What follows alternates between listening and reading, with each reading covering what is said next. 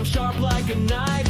Small time streamer, no fame, no crown, but my voice is my own, I won't back down. I guess I'm too raw, too rough, too plain, but I'm spitting my heart, not chasing some game. No corporate leash, no puppet on strings. I'm free in my words, hear the truth that I bring. No big channel shine, no glitter, no fakes. Minimal effort, just me and my taste. I'm speaking the truth, let the whole world know. Small time streamer, but that's how I roll. Do my words hit hard, give the system the chills. Minimal effort, no budget, no frills. I'm carving my path, let the fire erupt. Small time dreamer with a voice that's enough.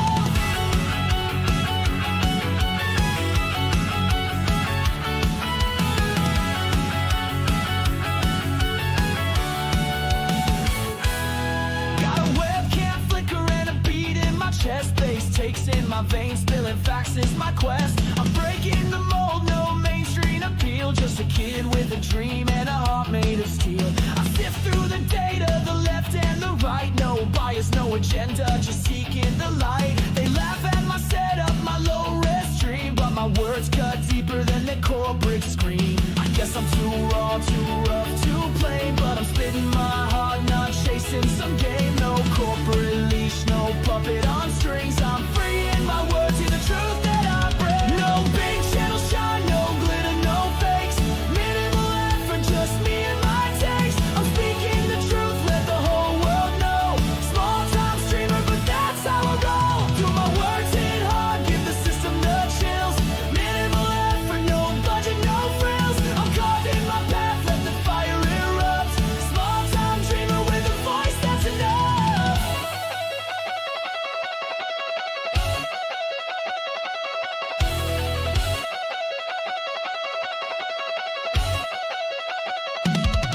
I'm the spark in the dark, the glitch in the code.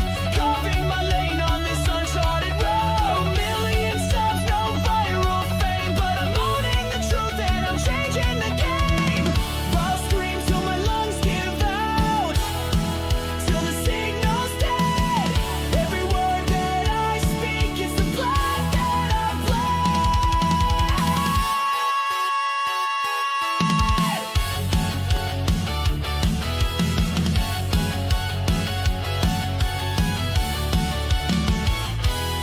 No big channel shine, no glitter, no fakes. Minimal effort, just me and my takes. I'm speaking the truth, let the whole world know. Small time streamer, but that's how I roll. Do my words hit hard, give the system the chills. Minimal effort, no budget, no frills. I'm carving my path, let the fire erupt. Small time dreamer with a voice that's enough.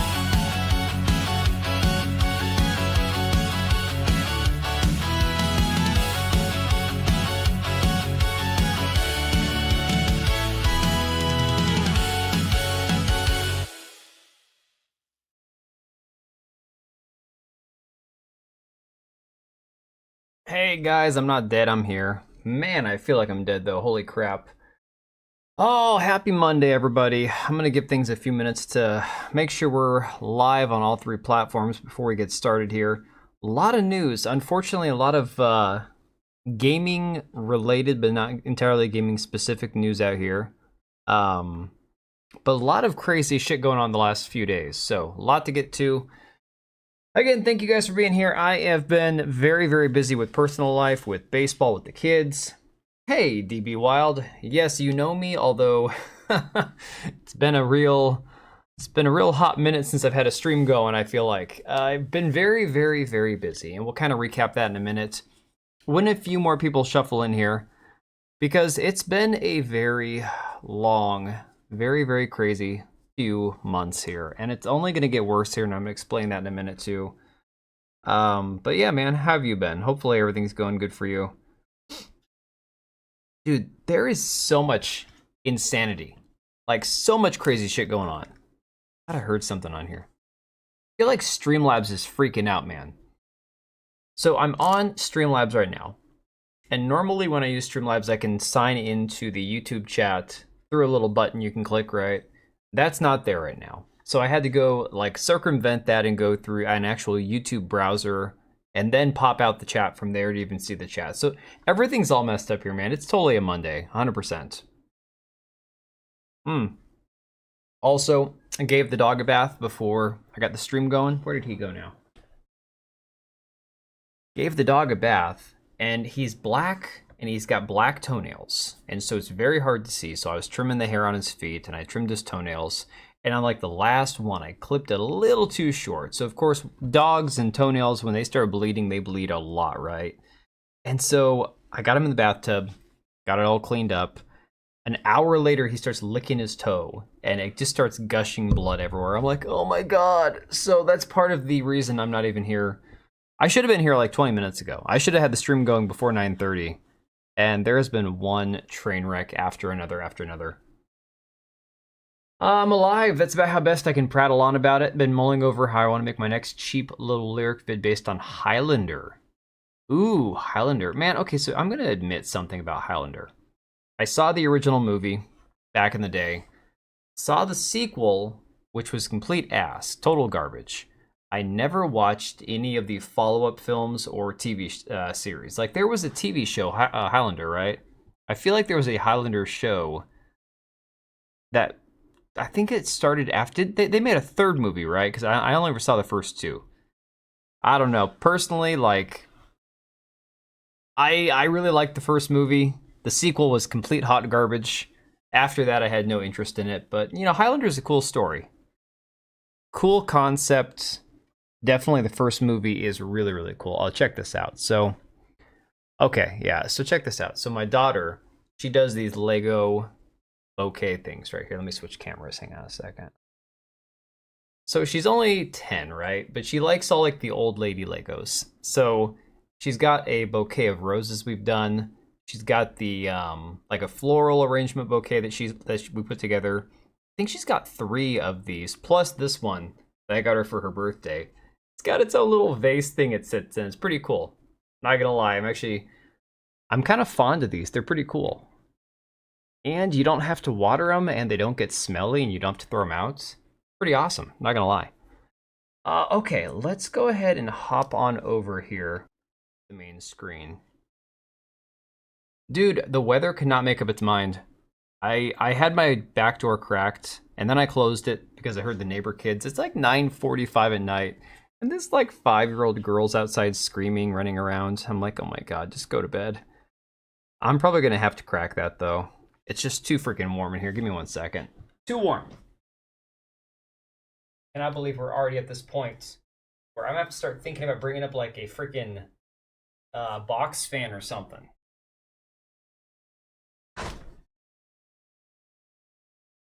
Okay, we'll just leave that cracked. I don't want to have my back door all the way open. Summertime, it's a lot of fun streaming. All my neighbors probably go like, what the hell's this dude doing? Well, who's he talking to, right? How do I have time to wash the dog but not myself? I washed the dog instead of myself. That's the thing. I was telling DB Wild, I bathed the dog, and beforehand, hang on a second. Beforehand, I had to tell my wife, bless you, she sneezed. Beforehand, I trimmed his toenails, and I clipped the hair around his feet because he's long and shaggy and black, so his hair just gets everywhere. And so, yeah, I was like, I trimmed one of his toenails, and it bled everywhere, and then I got him in the bathtub, and I got it dried off and stuff. Then he started licking it, and it started bleeding everywhere, so sorry for stopping you from your shower. You know, man, life stopped me from my shower. I'm just going to have to shower at like midnight now instead. I don't think I can get through the night without a shower. Highlander movies. Highlander, The Quickening. Yeah, The Quickening was the sequel. I never watched Final Dimension. Wait. There was an Endgame, as in a crossover with the show and the source. Worse than Highlander 2. 95. Oh my God, that's insane, man. Although Oblivion, I can't remember. Are you the one that moved from like Arizona to Oklahoma? Or vice versa? Because when I was in Oklahoma a couple years ago, in October, it had like this weird, like warm weather front that came through, and it was like 85 freaking degrees when I was there. It was insane. But yes, I had to prioritize giving the dog a bath instead of me. So that's life. That's, you know, adulting apparently. I mean, I could have skipped the stream, but here's the thing about it. So I guess there's enough of you guys here. I'll just kind of like fill you in. Some of you guys are on Discord, some of you are not. Basically, here's the situation I'm looking at. We'll go back to the big screen. Hang on a second. There we go. Here is the situation I'm looking at. Oh, by the way, I paid to have a barber trim this. So I was looking homeless. Now it's more like, it's still homeless, but it's more like cleaned up. Can't recall which Highlanders I watched. You know, honestly, I watched the first two and that was it. Beyond that, the second one was so bad I didn't seek out any more Highlander films. So we have got a couple of weeks of baseball season left. All of my kids are starting the playoffs. If they lose 2 games, they're out. The championship for all their teams, for the entire league, is like around the 14th or whatever, around that time. That being said, 2 of my 3 kids made their all-star team. That starts the minute the season ends. So the middle of June, my oldest son and my daughter are starting their all-star teams for the first time ever. Now, that's like a massive commitment. So the way it works, you do like practices like every day of the week for like the first 5 days, right? Then the next week you start your tournaments. If you continue to win, this could drag on for like weeks or even months, I guess. My son's team, here's the real kicker, my son's team, the coach emailed me and asked me to be the assistant coach.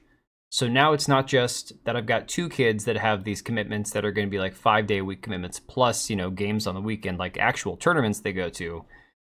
Now I'm going to have to be 5 days, 6 days a week helping my kids' team as the assistant coach. I even get like an official like team polo shirt and everything else. My son, my daughter, they both get a jersey with their actual name on the back of it. Like, it's a big deal. But I'm saying all this just to prepare you guys that if I'm not streaming for a while, if there's like one stream every other like week or something, that's part of it. So I'm still going to try to keep videos coming out every few days. But right now, life has gotten really insane. And when the coach asked me to be the assistant coach on my son's team, I could have said no. But the thing is, my son has been trying to get on an all-star team now for 5 years. He finally got on. And the last thing I want to do is to take away from that. And it's been a long journey to get him to this point. So I'm like, you know what? I'm not going to turn that opportunity down. I don't know what I can offer the coach to really help him out. I've helped on teams before, but like never as the head coach, obviously. So yeah, that's kind of the situation we find ourselves in. This could be after baseball season's over in a few weeks. It could be as short as like 2 weeks and the whole thing is wrapped up. But it could also drag on and on and on. So just wanted to throw that out there, just kind of give you guys fair warning about that. So that way we have that out of the way. That way when Oblivion is on Discord going, hey, we need to make that guy do a live stream, you'll understand it's not that I'm ignoring you guys or that I've decided that, you know, I'm going to have a real life instead of doing this stuff. It is 100% due to the extreme nature of like where we are with our kids' sports, because this is a situation we've never been in before. We honestly have no idea what to prepare for with All-Stars. We've never done this. So we're just going to kind of have to discover that as we go along. There was also a short-lived cartoon based loosely on the lore from Highlander 2, The Quickening. It was okay for what it tried to do. You have a nail trimming tool for your dog. It looks and works kind of like a miniature hand routing tool. Works great if you get close to the quick. Dog gets fidgety enough to let you know. Oh, interesting. Yeah, somebody told me to use my Dremel. And I have a Dremel in my garage that I bought at Costco on clearance for like $60. It's got a whole set with all these different attachments. I have never used the thing. Like, to be honest, I thought about it, but at the same time, I'm like, I don't want to be like sanding my dog's toenails and go too far. I've been doing, like, I've had a dog for, 20 plus years on my own. I'm pretty good with toenails. Just once in a while, especially because his toenails are solid black. It's impossible to see. All right, speaking of crazy shit, have you guys seen this? I just wanted to play this for anybody who hasn't seen it yet. Apparently, French President Emmanuel Macron's wife smacked or shoved him in the face before they exited the plane in Vietnam. This is the funniest thing. Now, if you combine this with the fact that everybody thinks that this woman is apparently a man, and they have this really strange like age difference and stuff, this is really, really odd. Let me see if it's the beginning of the video or the end. We used to have to carpool constantly. Yeah, Oblivion, it's I mean, my daughter made it, but I kind of was like, you know, I assumed she was gonna make it. Softball is not as competitive, and she is very, very good, so I had a feeling she would make it on a team. My son to even make it, it was a damn miracle, because for his age and his position he's at, it's very competitive. So, True Dremel would be far too fast. Oh yeah, exactly, I'm not whipping that thing out. Let me see, where at the video is it? Everything's weird in France. Oh, here we go, okay. So, Pilot opens the door. Here he is standing back here. Why France is so screwed up, you're not wrong.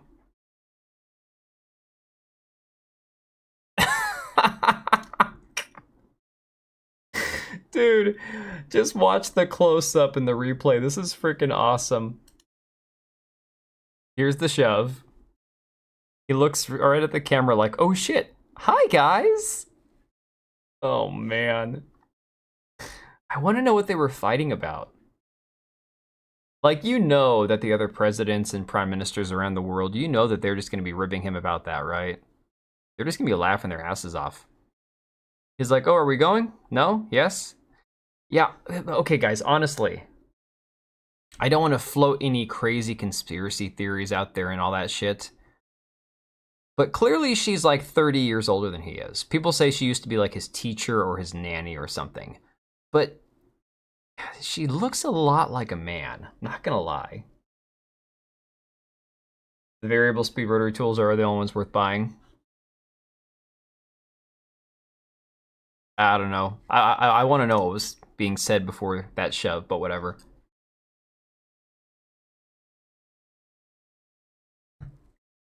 Yeah, no, see, the Dremel for me, that was an impulse buy at Costco. I don't necessarily have a reason to need one, but it's a $100+ kit, and it was on clearance for like 60 bucks. I'm like, you know, I just gotta have it. Let me see, what did we have first? Oh, wanted to skim through this real quick. This is something I actually hadn't heard. Ubisoft assembling a new transformation committee to help Assassin's Creed Studio find a new lease on life. This is a new article, actually. This is from today, from Bounding the Comics. Haven't seen anybody actually cover this one. He probably said, "Are you ready, mommy?" So she shoved him. I think it would have been more like, "Are you ready, daddy?" But okay. All right, so it says, amid a falling reputation and stock price, Ubisoft CEO Yves Guillemot has reportedly moved to assemble a transformation committee whose main goal it will be to both guide the evolution of the Assassin's Creed studio and help them find a new lease on life. Have they named this studio yet? Does anybody know? Because this is that merger with Tencent where they got like a 50% stake in it, and they were moving a few of the IPs, including Assassin's Creed Shadows or Assassin's Creed, over there.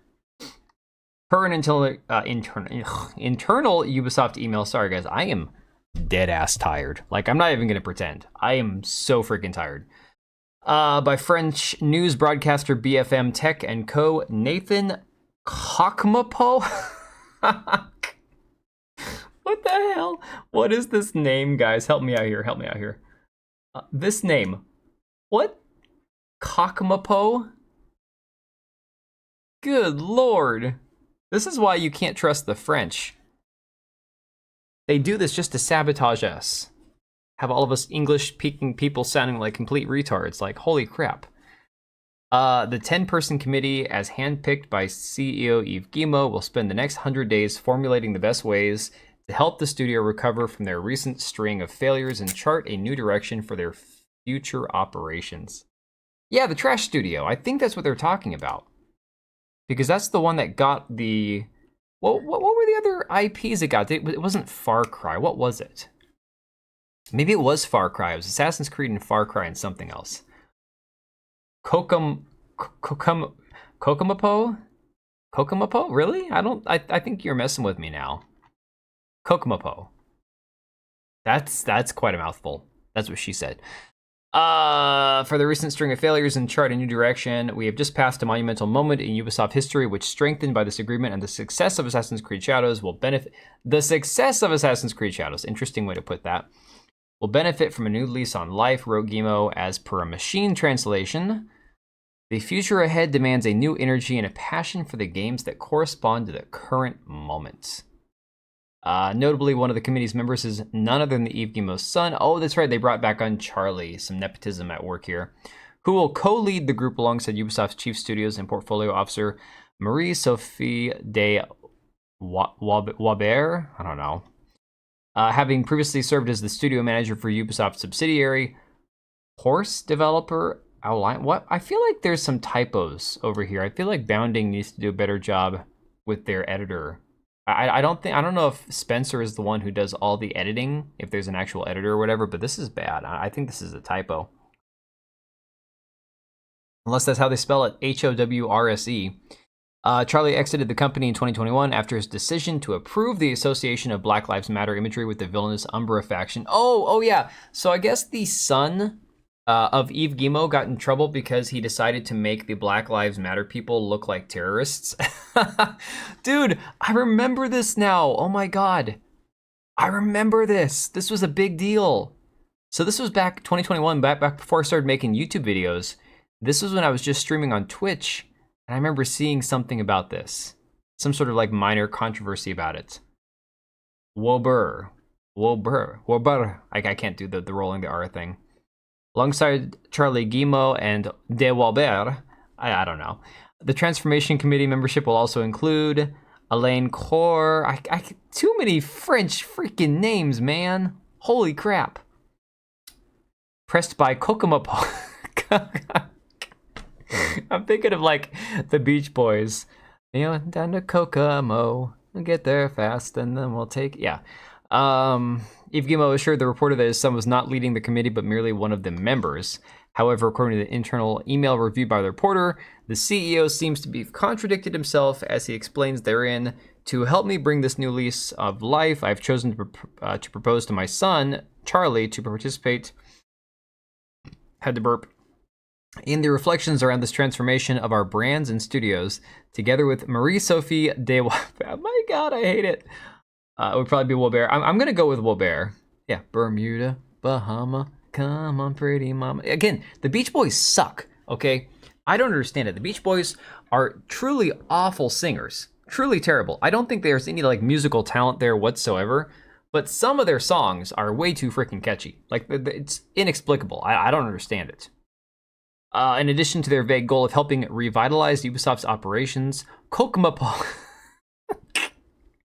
This is going to be our word of the day from now on, Kokomo. Reports that the Transformation Committee will also be responsible for further guiding the Assassin's Creed developers' intent, as they confirmed in their full year 24 to 25 earnings report, to undertake a fixed cost reduction of at least 100 million euros to be achieved over the next 2 years. Wah, wah, wah. Oh my God, that face. Oh, that face. She's got like demon eyes. Really creepy. Sounds kind of like Stephen Colbert. Yeah, a little bit. Interesting. All right, so let's move on. Let's move on to something more interesting. Let's talk about Hasan Abi. Now, actually, I don't know if that counts as more interesting, to be honest. But, you know, everybody else has been talking about it, so why the hell are we not going to talk about it, you know? Like I said at the beginning of the stream, unfortunately tonight, there's not a whole lot of gaming-related news. God, this guy is still going at it. Holy crap. Okay, so guys, she looks like a little boy a little bit. Yeah, very, very terrible hair. So before we get to Hasan, I want to drag this guy over here. Okay. Well, I want to talk about this dude. So I don't know if you guys know who this is. This dude who goes by Iron Stylus on Twitter and on Blue Sky. He's an art director, concept artist, maker of things in video games with a Z. I draw pictures, drive a Corvette, and have a bird. That's it. That's my personality. I have made videos talking about this guy before. I do not remember what he has worked on, but I know that we have talked about him. Okay, so I don't know what games specifically he has done art. I know he's been around for a long time. He's one of these guys, like, he's like, I have a bird and a Corvette. I make more money than you. Basically, his entire, like, life worth is wrapped up in the fact that he's an artist and he has a Corvette, basically. Just left to stream to jump over here, and he was talking about Hasan's BS also. What about Hogwarts Legacy 2 rumors? Do you think they'll double down on the woke BS? You know, GDR, here's the thing. I picked up Hogwarts Legacy last year to check out for myself because that was one of those games that got wrapped up in the whole culture war, the whole, you know, trans versus non-trans versus J.K. Rowling as a transphobe versus, you know, I guess there's a character in the game that like transmogrified, so it's a man that looks like a woman but has a male actor's voice. Here's the thing that about Harry Potter as a franchise. It's really hard to feel sorry for what they're doing to Harry Potter when J.K. Rowling has enabled all this crap. I know she's very much against males being in female spaces, but who allowed that to happen in the first place? The influence of, again, feminism in society is what led to men being able to LARP as women and get into women's spaces. So unfortunately, while I would hope that the game follows the first game for the most part, I guess according to people who've played the first game, I guess there is some like semi woke pandery stuff in it, but whatever. I don't know. Then when you have like the whole race swapping of Snape for the show that they're doing, and J.K. Rowling approves of it, and she's also approved of the fact that Hermione could actually be black if you read the book a certain way, and it's like, I don't even know that I care at this point if they ruin it or not. Yeah, Corvettes used to be quite cheap used. My dad had a Corvette at one point during like his whole, you know, midlife crisis. Oh no, GDR, I'm not saying that it was woke. I'm saying is I've talked to people who have played it who have like said, well, it had this thing in the game. But again, this is before everyone was referring to everything as woke, so. So, DB Wild, are you saying that you don't want to talk about Hasan because you left another stream to come here? This is like when I was going to have Leon from Words of Paradise on my stream, and you're like, oh my god, this guy's on every channel. The trans bartender? Yeah. You know, Oblivion, I think the only people who don't think Hasan is terrible are like his sycophant fans in his streams. That's about it. All right. So this dude, again, one of you guys could look this guy up and try to figure out who the hell he is. It's been like a year since I talked about him on a video. Michael Marino. I feel like he's worked on some large games. Not World of Warcraft, but like something like maybe Overwatch or something. And he's not a bad artist. Let's be honest about that. It's like, the guy clearly has talent when it comes to art, but he's a completely insufferable prick every time I've seen him on Twitter. And the fact that he's on Blue Sky tells you everything you need to know, you know? Oh, you left to come here, okay. Dunking on Hasan is an easy dub. You are not wrong, Martiano. And the only people who are going to push back on you are, again, the people who are obsessed with Hasan, who just love him. So, just here to stand with the minimal F peeps. The minimalists, man. I need to come up with a shorter word. The minis. You guys are my minis. No, the mini-me's. Oh my god. Oh, holy shit, that'd be too funny. Join the mini-me's. All I can think about from Mini-Me is the fact that the guy, I guess, who played Mini-Me went off to do like a porn film or something, shit like that. Didn't he just recently die, the actor that played Mini-Me on Austin Powers? I feel like he had like really bad health or some other issues he was dealing with. All right. So this dude, an artist in the video game industry, says, talking about Marek Tymiński. Now here's the thing. Marek Tymiński put out this tweet earlier yesterday morning. Says a lot of developer or dev studios chased DEI hires during the hiring boom, prioritizing ideology over efficiency. That shifted how studios worked, what games they made, and who they made them for, often alienating core audiences. All true. All true, right? Wouldn't be the first time you got called Mini. Hey, fight me. You don't want to be called a Mini-Me, man? Come on, man. Vern Troyer. Yes, he did. He died a couple years back. So it says, to justify it, they invented a modern audience that was really just a vocal minority, pushed as the majority. Activism over output doesn't scale. The results, layoffs, closures, underwhelming games, and a mega loss of money. We're seeing this, guys, in real time. Yep, rest in peace, Fern. Hey, Joshua. Let's see here. Grifters, the real grift was selling this as progress. That's nasty. Players woke up. They know they can demand what's right and chose the games that deliver. The industry is course correcting. I spoke out early. Glad it helped. If it helped even a little, not done yet. So again, when Veridark interviewed Marek Tymiński, I had some questions, and I said the very same thing then that I'll say now. I worry when a studio with a failing game like Lords of the Fallen comes out and says, we are anti-DEI, we're anti-woke, and then they do this pivot to try to like gain a new audience or to, you know, course correct. And that's not saying that, again, that Marek Tymiński doesn't believe what he's saying. I just am hesitant to believe that every single developer who comes out from this point on truly believes what they're saying versus, you know, basically like reading the tea leaves here and, you know, recognizing that this shit's not popular anymore. All this left is good indie games. I'm hoping so. GDR. Giantess dating sim. I won't be playing that. Although, guys, so my son and her, my son and my daughter, my twins, they both have playoff games Wednesday night. Those are gonna go probably past 9. So what my plan is on Wednesday, I've got an indie game we're going to be streaming. It might be close to 10 o'clock before we're streaming on Wednesday, but that's my plan for Wednesday. So we're, instead of having like a whatever Wednesday, we're going to be streaming an indie game like we've done, you know, in the past before. So, all right. So he says players woke up. They know they can demand what's right. They choose the games that deliver. The industry is course correcting. That was his message, was that simply the DEI crap is irrelevant. It's dying. Nobody wants it anymore. So this dude, this artist here, Michael at ironstylist.bluesky.social, whoever this guy is, he's a joke. First off, you're talking about a CEO of a video game company. You know who he is. Doesn't mean you have to respect the guy. You don't have to like his game. You don't have to respect his opinions. But this is like when Sungrand Studio was pretending that he didn't know who Furtanga was or who the people criticizing him was, and he called him Frittata, which was the funniest thing because now Furtanga goes by Frittata, and it's the funniest shit ever. But this is that thing was like, oh, I don't even know who you are. Yeah, you do. You don't have to like the guy, but you know who he is.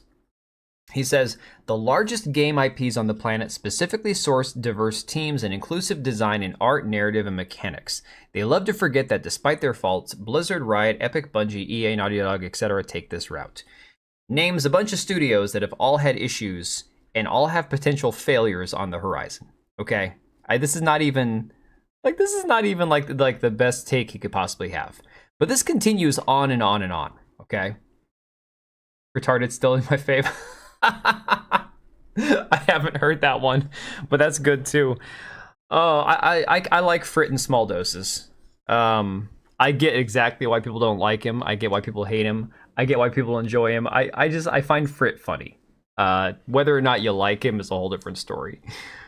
Every, and I mean industry giant, does this. Even MiHoYo, when they look for other cultural inspiration, there's a GDC talk about this. Yes, GDC is a bunch of losers. Nintendo, absolutely. Square, yes, indeed. Globally and regionally, companies that embrace diversity make better games, period. Companies that embrace diversity make better games, period. Can you actually back that up with data? Like, is there hard data that you can back that up with? What exactly about embracing diversity? And again, that depends on like what you mean by diversity. We're talking about diversity of skin color, religion, gender identity, sexuality, work experience, skill level. Like, what is the diversity that they're talking about? They can't quantify it because it's just a word. It's just a feel-good word that they just throw out there. It's like how they say, you know, you guys can't even define DEI or woke or with this or that. It's like, okay, define diversity, right? Exactly. Oh, Black Cat. This man hates AI. He despises it. And it gets even better. You'll see in the comments and the replies. The replies are better than his entire spurging out here. Idiots love to conveniently forget that Cyberpunk 2077 has a diverse cast. Well, again, did Marek Tymiński criticize the diverse cast? No, he didn't. Popular characters and skins from Overwatch and League are all shapes and sizes. Capcom games are full of wacky cultures and global inspiration. Wow, even Final Fantasy VII has black character. Did Marek Tymiński say black character bad? No, he didn't.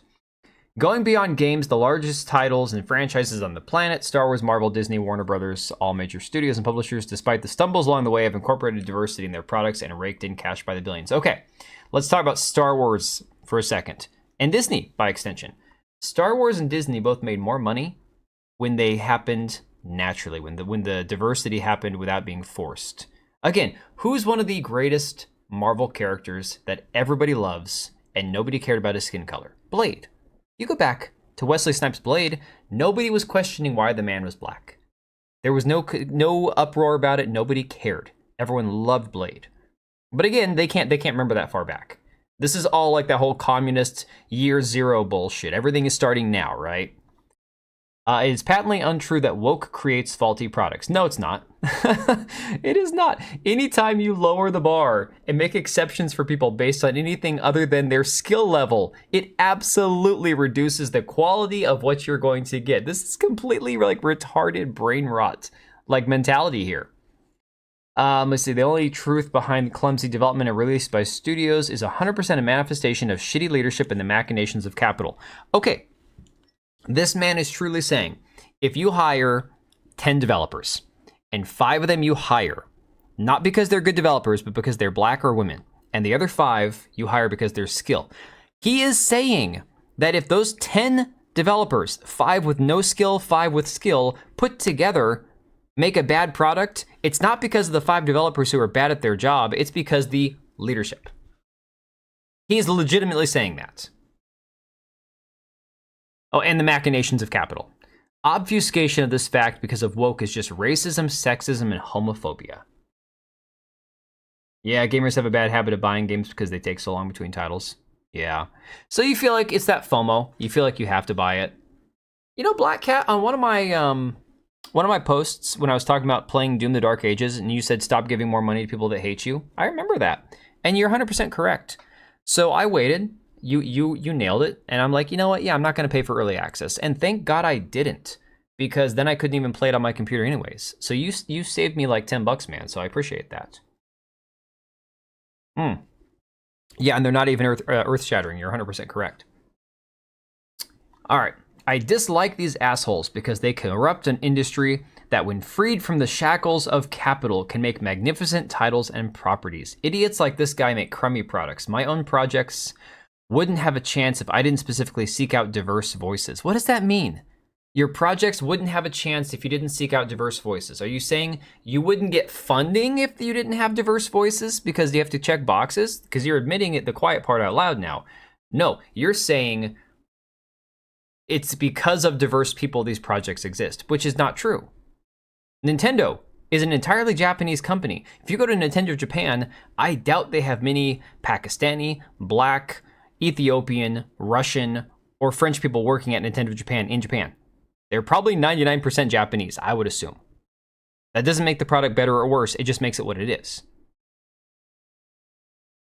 Yeah, okay, Oblivion, if you want to talk about leadership is the reason these people have jobs. Yes, you can blame the leadership, but it's not because the leadership is making the developers put out a bad product. It's because you're hiring people who aren't qualified for their job, and then the leadership is just like in the same boat.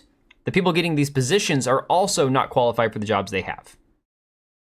Even being a whitey, one of my favorite comic book characters is Black Spawn. Spawn is freaking awesome.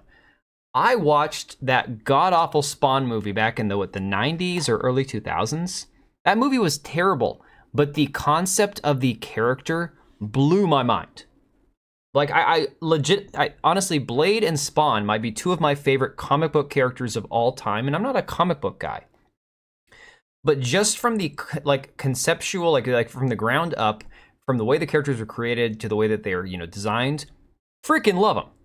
Absolutely love those characters. Yo, GDR with the 5 do I need to be gifted. liked? Holy crap, dude. Absolutely not. Do I need to be liked? R2 Lead 2. Absolutely I haven't not. seen his name in a while. I like to be Remy. liked. Right on, dude. I enjoy being liked. I have to be liked. Dude, GDR, man, appreciate you. Way too kind of you. Way too generous. Let me see here. Though even Nintendo's getting woke, the crap they've done to Pokemon. Yeah, and then they've also sold off part of it to what? Savvy Games Group? Which is really weird because Savvy Games Group is Saudi Arabian. And I've done a video on Saudi Games, or a Savvy Games Group during the whole KCD2 thing. they don't really have a whole lot of like wokeness in their company that's obvious. They say some virtue signaling things, but they don't act it out in their own company like policy and stuff. So it's really strange. Static Shock. Yeah, pretty cool character. Todd's a great artist, not the best writer. I know, but the concept for the character is so good. It's kind of like, oh shit, the one that Keanu Reeves did, Constantine. Really cool concept. I didn't see the Spawn film, not the anime one, but dude, I don't know. Quirky doesn't begin to describe it. That frickin' clown character is so terrible. 50 the Spawn comics and a dozen of the McFarlane Spawn figures. Yeah, Spawn is an awesome character, like without question. Let's see. So he said, I dislike these assholes, blah, blah, blah. They make crummy products. How can I say these things? Oh, I don't know. I've had a 20-year career so far, and the landscape was shifting when I got deeper into it in 2008. Just to see the intentional shift towards diversity. At every turn, quality and reach of product got better. Fact. Okay, guys, has art, video games, movies, entertainment, has it all gotten better since 2008 with this intentional shift towards diversity? I don't think so, man. Oh yeah, I remember that he had that Berserk comic book. I mean, he's basically just playing himself in the comic book, isn't he? It's just Keanu Reeves, man. Leguizamo acted far too goofy. I forgot that was Leguizamo. That makes perfect sense now. That man is a kook.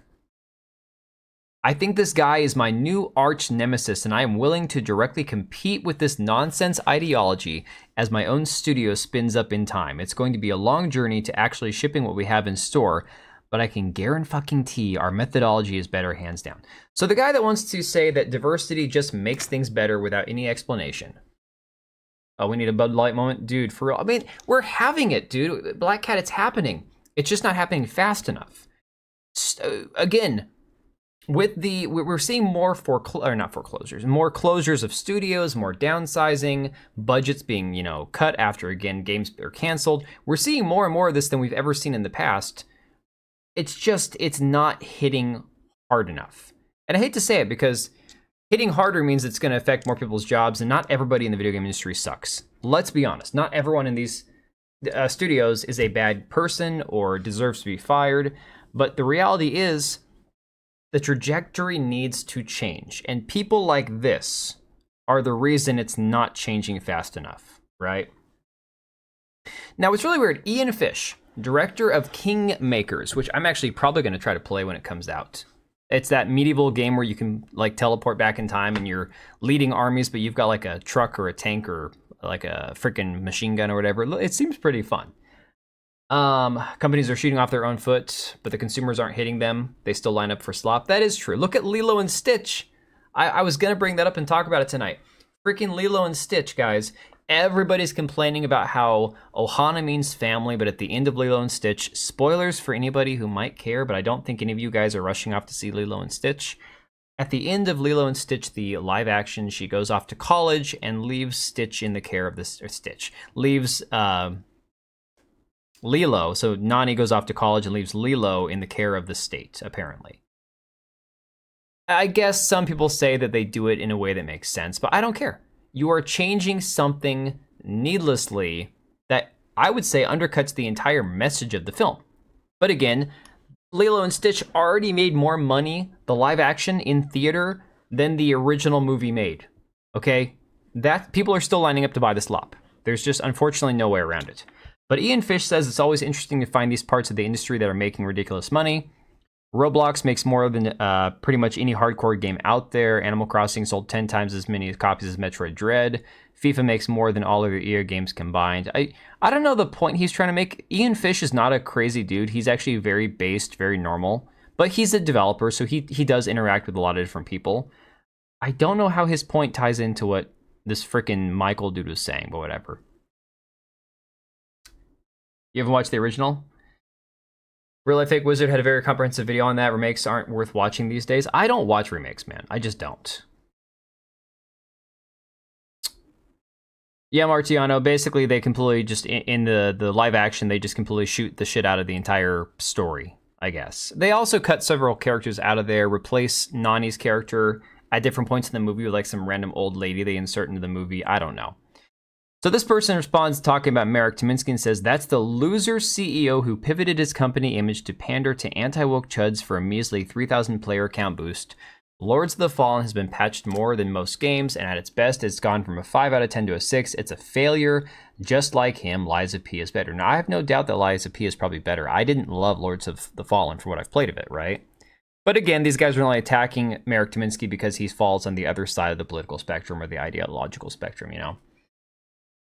Yeah, I thought Lilo and Stitch was an okay cartoon, animated film. I wasn't that into it. This person here, oh, that's a lovely looking person. Woo! That's a hell of a profile. Character artist, bio exterminator, verified creator, general nuisance, followed by Clean. Well, Clean's an interesting guy, streamer. He was a lefty turned, I believe he voted for Trump. I know he voted for Brandon Herrera, or at least was supporting him. I'll never understand it, even if you're an objectively shitty person who hates women and minorities. Isn't a diverse cast better? Isn't expanded character creation content better? I'd far prefer a broad cast of characters than 17 brown-haired bearded white men. Again, nobody said that. These idiots forget that we were doing woke shit since the 70s, and it set the stage for massive IPs that still roam the earth. I'm like 90% sure. We were talking about AI, Black Cat. This person, SFC Pudding, says, I'm like 90% sure that's written by AI too. It reads very much like ChatGPT. Fascists love that AI. So not only now is Marek Tymiński a failure, a loser, the biggest con man ever because he's just trying to pivot to the anti-woke because of his failing game, but now they're saying that he's a fascist essentially because if he used ChatGPT, well, fascists love that AI, right? Yeah. Oh, Kata's video on that just blew up today. That man, if he keeps up, dude, honestly, I've been rooting for Kata for a long time. And a year ago, he was telling me, oh, yeah, man, you've got the 11,000 subs, you know, whatever. And I'm like, dude, numbers don't matter. What matters is your, how genuine you are and if you're likable. And I told him, I'm like, dude, you're going to blow up. And sure enough, he had a few shorts or videos on Twitter, a couple of videos that Asmongold covered. He's got like 23,000 subs now. He gained like 15,000 subs in a month. Dude's going nuts. But yeah, Kata's had a lot of good takes on those crazy movies and shit right now. It's because of the men and women who built the IP. They're riding off of goodwill and making a fairly competent product and thinking that they're winning. Yeah, so what happens is they downplay every time a game flops or a game underperforms, and then they'll cling on to like one of those wins. They go, oh, but see, Monster Hunter Wilds, and you guys called it woke. Well, not all of us called it woke.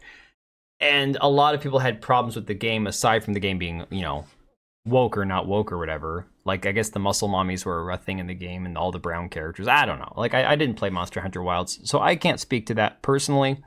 All I know is the game just didn't interest me. I cannot stop open. I'm sorry, guys.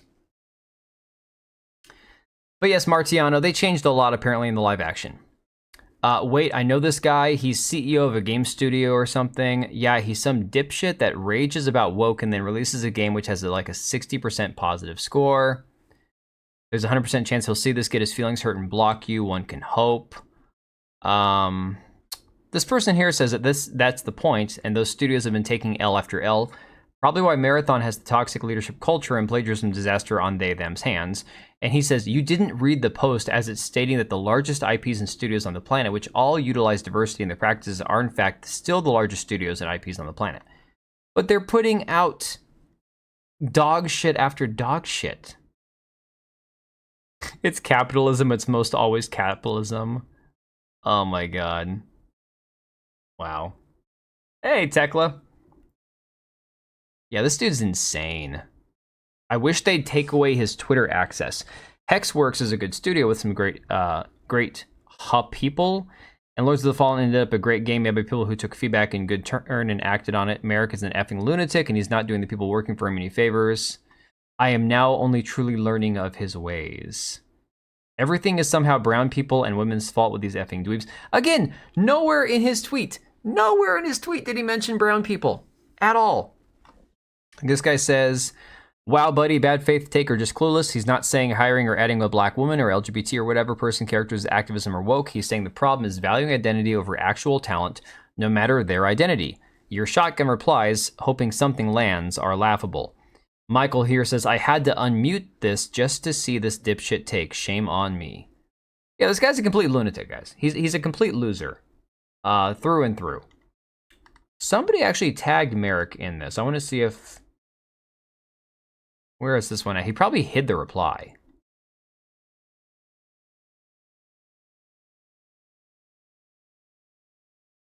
Environmental storytelling, however, is still fantastic. Yeah, it's unfortunate, Martiano, because I wanted to try it, but I'm like, I just don't have any experience with the franchise, with the series, so I didn't really feel like jumping on board and just playing it for the hell of it. So on here, I posted this. I said, it looks like you ruffled some feathers again. I quote tweeted the guy. And, oh yeah, this is Yorch right here. Hi, Yorch. I have you muted. I thought I must have unblocked him, but I have him muted temporarily here. Let me see. Who doesn't love Rails in the open world? So, I responded and he's like, I love this. Please amplify me more. I love feeding my ego. The guy is insane. Okay. Someone says he's not a gamer, by the way, because here he says, I've never really considered myself a gamer, but I have real and salient memories of times in early gaming which were entirely inclusive and welcoming to all. This dude is a lunatic. Says, I'm not, as I have a job, but I make them, which is so much cooler. Not a gamer detected, opinion rejected, and please tell us what game you're working on. LOL, violate your NDA for the project you're working on. Okay, dork. So apparently this guy thinks he's got like an NDA in place so he can't talk about shit. I don't know. That's what he's claiming, I guess. This guy here says, let's see how it works out for Bungie. And this one, I've been getting, my notifications have been blowing up. This guy and him have been going back and forth for like a freaking hour now. It's absolutely nuts. He's like, spoiler alert, Bungie will still be around. Shocking, I realize. I'm going to bookmark this. I want to bookmark this. Because we all know what situation Bungie's in right now. Like, I've covered this pretty extensively. Anytime that somebody farts with Marathon and with Bungie, I'm covering it. I really want to see, just in like 1 month's time, why can't I bookmark this? Is it bookmarked or not? Dude, Twitter has been such ass the last few like days. It says Sony's closing shop as soon as the stock from the BIOS vests. It's laughable you believe otherwise when Bungie's own management are phoning it in since 2016.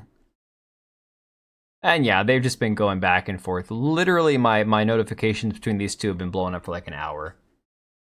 Hamas, Diddy, Bin Laden, Epstein, Piker.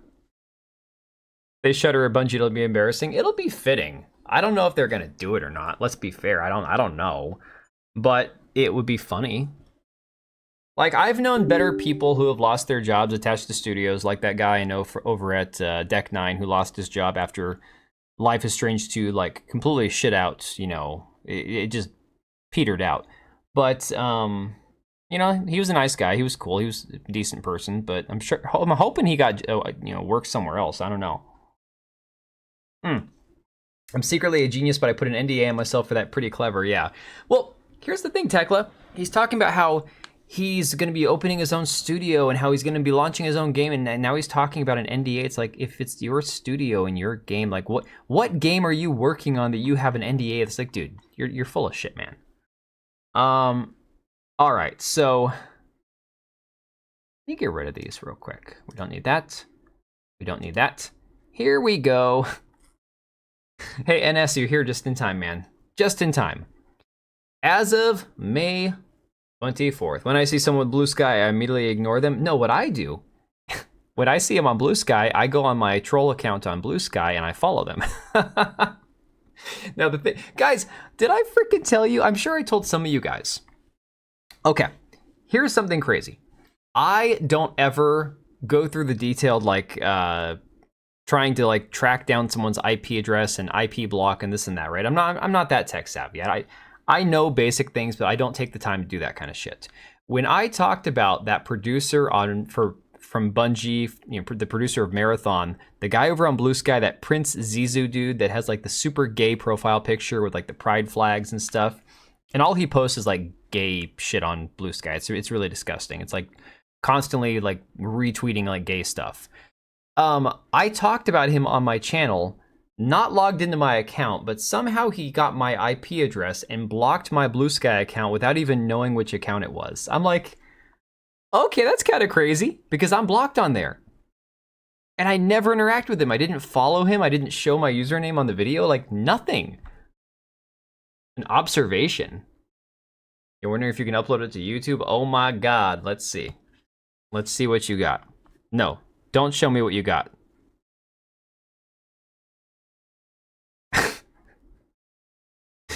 I mean, I don't think you could share that on YouTube, man. I don't know. The ads you get when you turn off targeted ads are really weird. Hey, Oblivion, what ads did you get? Oh, reveal content for gentlemen? This is not me, man. This is a new boobtastic game is here? What the hell are you doing on YouTube, man? Oblivion, what are you looking at? I don't want to know. All right. So anyways, as of May 24th, Hasan was banned on Twitch for 24 hours. He responded on Twitter, "I believe this is a bad policy for news and press freedom. I'll take the suspension," right? So again, this was because of the fact that they had those 2 Israeli people outside of that Jewish museum. They worked at the Israeli embassy and they were gunned down by this complete lunatic that said Free Palestine afterwards. And then of course, Hasan shared his, what do they call it? His manifesto on Twitch, to which his audience was like cheering and doing like little heart emojis as he talked about it. This resulted in him getting a 24-hour suspension. Of course, he says, Twitch TOS dictates a suspension for even critical examination of the manifesto. I believe this is a bad policy for news and press freedom. I'll take the suspension, but hope Twitch changes this policy. I love that he's just like, I'll take the suspension. Dude, obviously he's the biggest streamer on Twitch, well, next to Asmongold. Asmongold's bigger, which I know just rubs him the wrong way. But the funniest thing is him acting like he had a choice there. I'll take the suspension. Now, the memes coming out of this were pretty hilarious from the Asmongold subreddit. This is, although he looks like too generic white guy here, not Turkish enough, Ads and tracking is off, and they just give me all the shadiest ads. Those yoga videos. Yeah, Tekla, that's what I'm talking about, man. There's so much of that weird random shit that even if it's not like something you've clicked on before, just randomly pops up. Oh, yeah, dude, NS. That was what we led off with, man. That was what we led off with. Because it's just too good. It's one of these so nice you gotta see it twice things, man. Right to the face.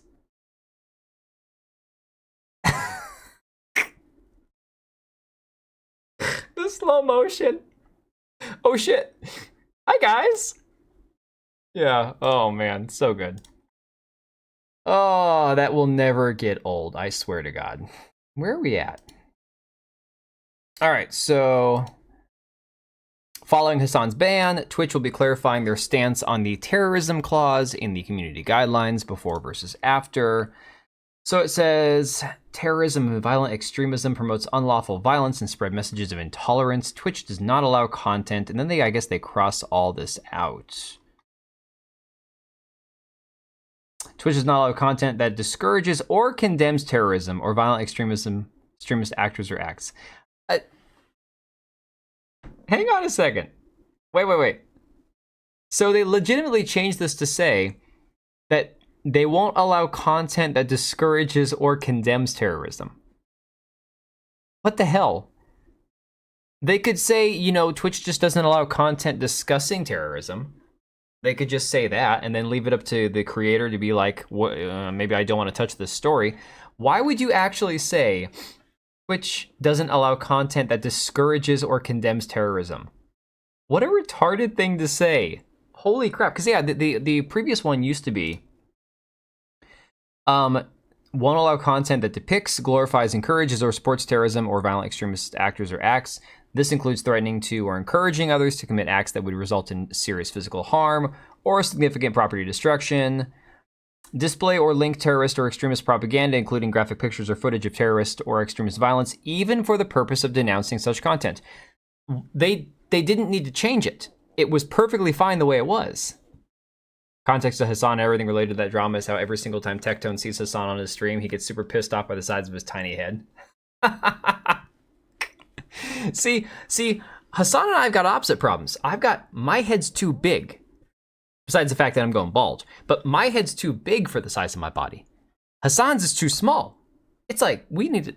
Although I'm not giving him my face. I take that back. I'm not swapping heads with him. Has to be fake? I don't know, Big Gator.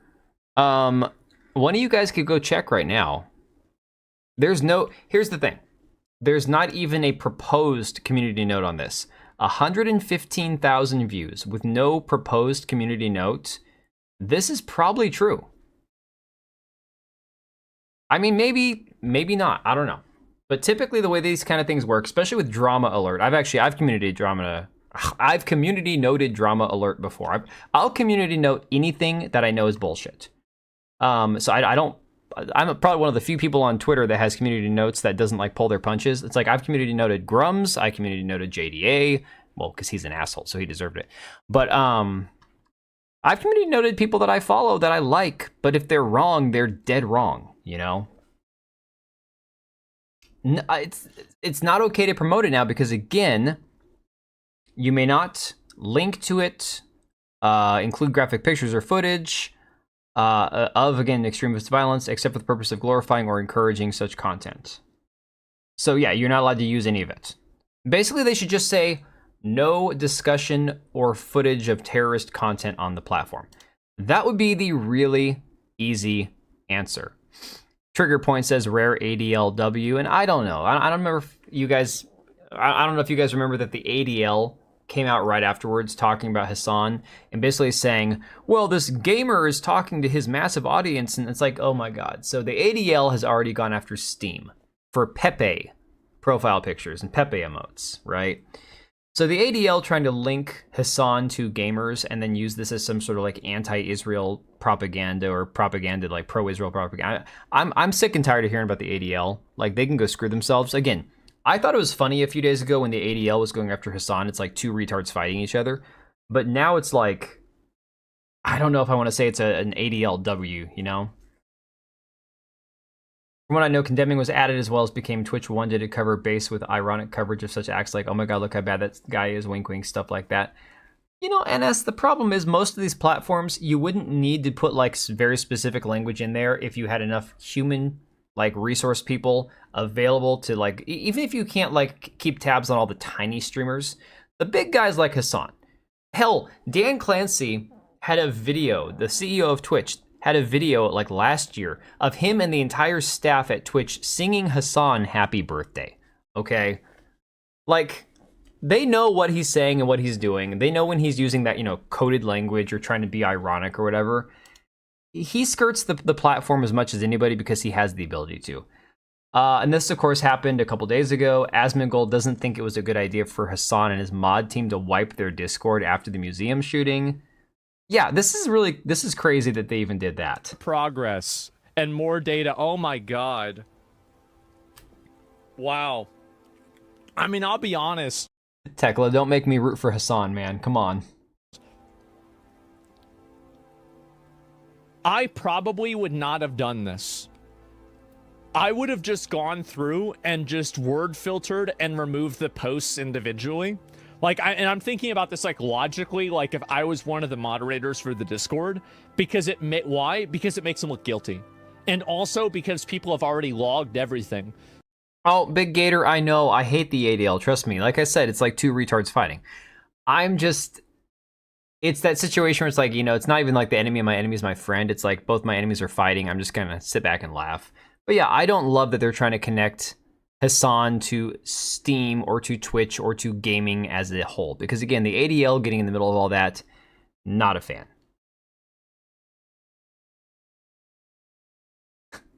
Well, NS, I really despised my Monday morning, so Hey, Susano. So if you delete certain messages but not others, there's plausible deniability that the messages weren't real. But if you delete all of the messages, then the plausible deniability that they're not real goes away.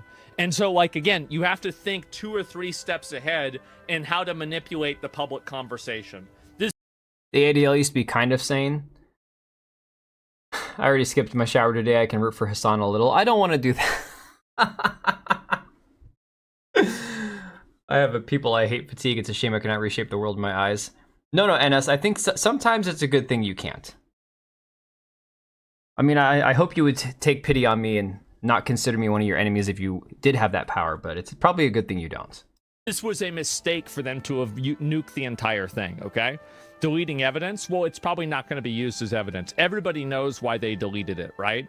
We all know it. Somebody's afraid of being looked at by the feds. I've got a feeling that the feds... Here's the thing, though. Why bother erasing the Discord messages? Because can't Discord go back in their archives and pull all the messages that were sent in his server anyways? This kind of coincided also at the same time with Hasan pausing the invites to his Discord, right? So it was all kind of like right around the same time. So again, I don't know why you would do that. It just makes you look even guiltier. It's kind of like, you know, Hillary losing all those emails. Why do I get the feeling that Twitch might be connected with Hasan in way more than we thought? You know, here's the thing. Most of the Twitch staff, and we've seen this, dude, with the whole... Yeah, Big Gator, actually, the ADL, didn't they start off like... Okay, I know that this is probably taboo territory for Twitch, right? For Twitch. Do I need to be liked? Absolutely not. Yo, NS, I'm trying to think, man. What are you doing? Do I need to be liked? Absolutely not. Oh, my God. Do I need to be liked? Absolutely not. I like to be liked. I enjoy being liked. I have to be liked. Dude, 5 gifted memberships. That's 10 on the stream already. You and GDR, man. Holy crap. Thank you, NS, man. Appreciate you. That's how much I dislike Dan the Burger Man streamer. ADL was created to protect Jewish pencil factory owner Leo Frank. The ADL is corrupted. Leo Frank was accused of raping a 13-year-old Mary Fagan. Okay, yes. So thank you, Asian Pierce, and good to see you, buddy. So as I understood it, it was created, like he said, to cover up the crime of a specific person. And if I'm not mistaken, actually, they blamed it on a black guy that didn't do it, which is really ironic. But again, I am not going to pretend to be all up to date on all this other stuff. Okay, well, there you go. So Hasan Piker gloats as he returns to Twitch after being yanked for comments about the DC Jewish Museum shooting. This is from the New York Post. Yeah, Susano, it was some messy rabbit hole to go down, and it's not even like a crazy, weird conspiracy theory one. Like, it's, as far as I know, it's actually fairly legit. Lefty influencer Hasan Piker is gloating after his Twitch streaming account was reinstated in just 24 hours. 24 hours and 6 minutes, if I'm not mistaken. So technically, it wasn't exactly 24 hours. They held him over about 6 minutes longer than they should have. So he Emmett Tilled someone? I think so. Asian peers, they YouTube didn't allow that comment through. You can't put the N-word in the chat and expect them to actually put it through, man. And a hopper and he'll drip lies is what Leo Frank's lawyer said. They blamed it on the black guy. Yeah.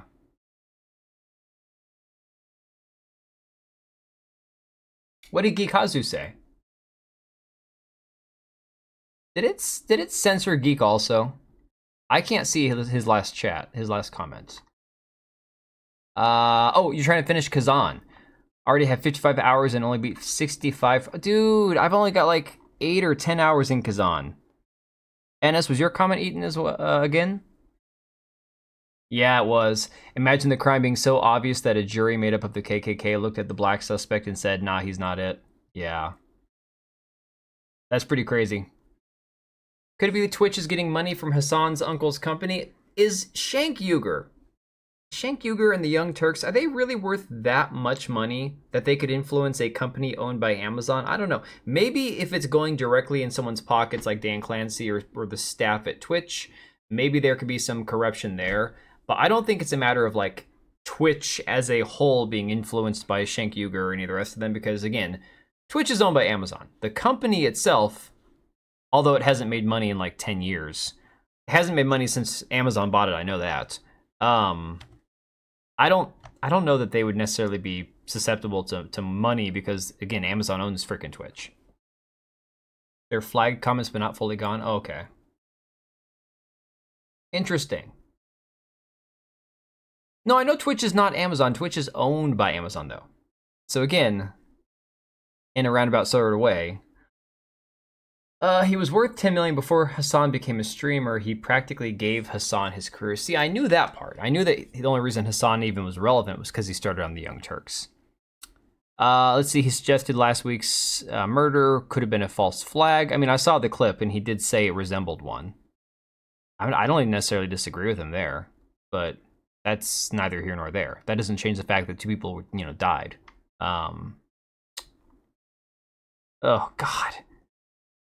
I don't understand, guys. Why? Why does this man have an audience? Why? Is it all like 12-year-old losers, wannabe communist LARPers? Like, I don't get it. It's property? Yeah. Yeah, Oblivion, he is related to, he's Cenk Uygur's nephew.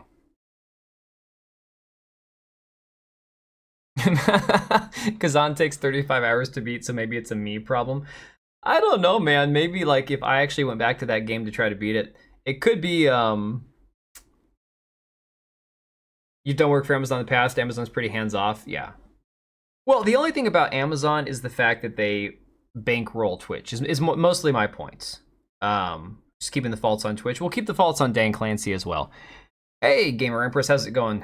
Yeah, good morning. Well, it's almost freaking 11 o'clock here. Yeah. But it's morning somewhere.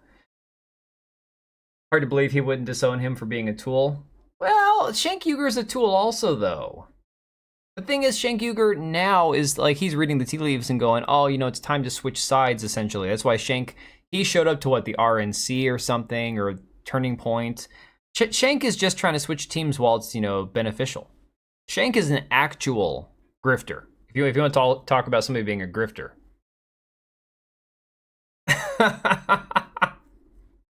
Yeah, well, NS, I think Empress would agree with you about the Turk comment. So, but it is funny. Actually, I've been seeing a lot of Hasan as a cockroach stuff recently. It's pretty hilarious. Let's see, Hasan a couple days ago was like, every day that goes by, more people realize the truth, and the very same institutions that spent countless hours defending and contextualizing Israel's genocide will now change their tune. Trying to platform me all you'd like, you can't change what people have seen. So he's trying to like portray himself as like the free speech warrior, which is hilarious because he is so not. Then of course his fat, ugly, like communist pothead LARPing friends want to see Asmongold banned. So Casey Tron was like, I've never seen the terms of service carried out like this. They're banning someone for covering the news. With this logic, they should have banned everyone who covered the Trump shooter. I'd also assume they'd ban Asmongold because I'm sure he covered it as well. All the mentally unwell incels commenting under this post. Yeah, no, this Casey Tron, she's a real piece of crap, really. Quartering pointing out, Twitch gave him a 24-hour ban on a national holiday where nobody's online anyway, and he's still melting. Yeah, because this guy, Fearbuck, who just shares news on Twitter, mentioned that he was banned, and Hasan's like, every blue check power farmer is an Israel dick writer on this website. He's just pointing out the news. Here's the interesting one. Now, I hate listening to XQC talk because this guy speaks so incredibly fast that it's damn near impossible to understand him with his accent.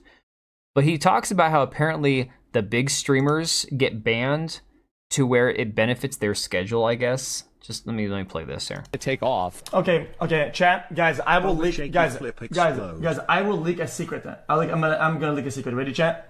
Guys, I don't know if it still works like that. Back in the days, it worked like that. Okay, when you're about to get banned, they send you a DM. Your partner manager will send you a DM and will contact you. Okay.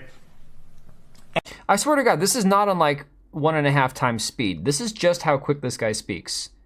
I don't understand. Again, talking about these mega streamers, these people that, okay, fine, maybe there's something about them that appeals to somebody else. I'm not going to criticize, what people like at this point. But I just don't understand how anybody can sit here and listen to this guy for more than 30 seconds and be like, no, I'm done.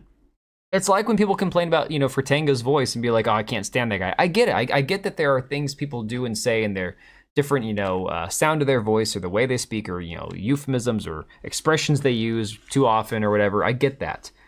How can anybody listen to this guy? That's what I don't understand. And if it's like, oh, dude, can we hold off until this day or whatever? Sometimes they'll listen. Okay, it wouldn't surprise me if they timed the ban so where like it would be his half day off or day off or whatever. It is what it is. That's just kind of how it goes. That's like it's like a known thing. So yeah, apparently the big streamers on Twitch, they get notified ahead of time that they're gonna get banned, and they work around their schedule to make the ban beneficial to them. Let's see, and then of course, a couple days ago, yesterday I think it was. As of right now, Hasan has no VODs published on his Twitch channel, so he completely nuked all of his videos that were on there. Oh, meme bastard's funny. Hasan should have been sent into the sun one way with Tom Arnold and Rosie O'Donnell, his only companions for the entire trip. Have I not seen the native kid and the wild thornberries? Same idea? I don't think I've seen that. Could it be that Hasan is a cockroach that ran away from Asmon's attic? Maybe when Asmongold climbed up in his attic and he fell through the ceiling, maybe Hasan was what he was smelling. XQC is what you get when Adderall, meth, and Benadryl end up in a 13-year-old's hands. Oof. Oh, man. That pretty accurately describes the way he sounds and acts, though. I'm not even kidding. Like, I've known of XQC now for probably like 2 or 3 years, and anytime I've tried to watch a clip of his, I'm like, look, I like I said, I get it. People irritate different people for different reasons. Nobody's perfect, and we all have things that irritate other people about us. But this XQC dude, I'm just like, holy shit, man. Just insane. But yeah, Adderall and meth. Probably the best combination that they have there. Oh. Nux Taku sharing this clip saying Hitler is alive, a 100-year-old Nazi dictator found in mountains of Chile after Twitch unbanned Hasan. Hey, Hook. Guys, you know how old I am? You know what a boomer I am? I had to Google what the little O with a 7 next to it meant. I didn't realize when I first saw it that this was a little emoji salute. Not even kidding. Like a little saluting guy. Had no idea. That's how old I am. Let me see here. Mr. Philip Chan says, I guess calling a girl fat is worse than sympathizing with terrorists, which is a shit show. And he's talking about how, I guess, Tectone was banned. Decembro says he got a 2-week ban, but I don't think it was actually 2 weeks. I think he only got like a 3-day ban or whatever afterwards. But again, they banned Tectone from Twitch. Maybe it was 1 week for saying that Frogan was a fat piece of shit. Again, not nice, but accurate. But then again, Hasan gets a 1-day ban. Very, very interesting stuff. When I hear the name Hasan, I usually just run the other way like Bugs Bunny. Yeah, and you can add Alyssa Mercante to that one now, too. Who are we talking about? We're talking about Hasan Susano. He wasn't just interviewing them; he was promoting actions with them at the time. Are we talking about the pirates, the Hootie Pirates he was interviewing? This is the proper salute by a guy who has his arm in a cast. All these people I've never heard of before. Hey, Quillpig. Phil is the stream I was watching before coming here. Oh, the funny thing is, I have never even watched or interacted with anything Philip Chan has done. Not once. I just noticed it was a salute. Dude, I keep seeing it, like, people will leave that, like, in chat or on comments on videos or whatever, and I'm like, what the hell is 07?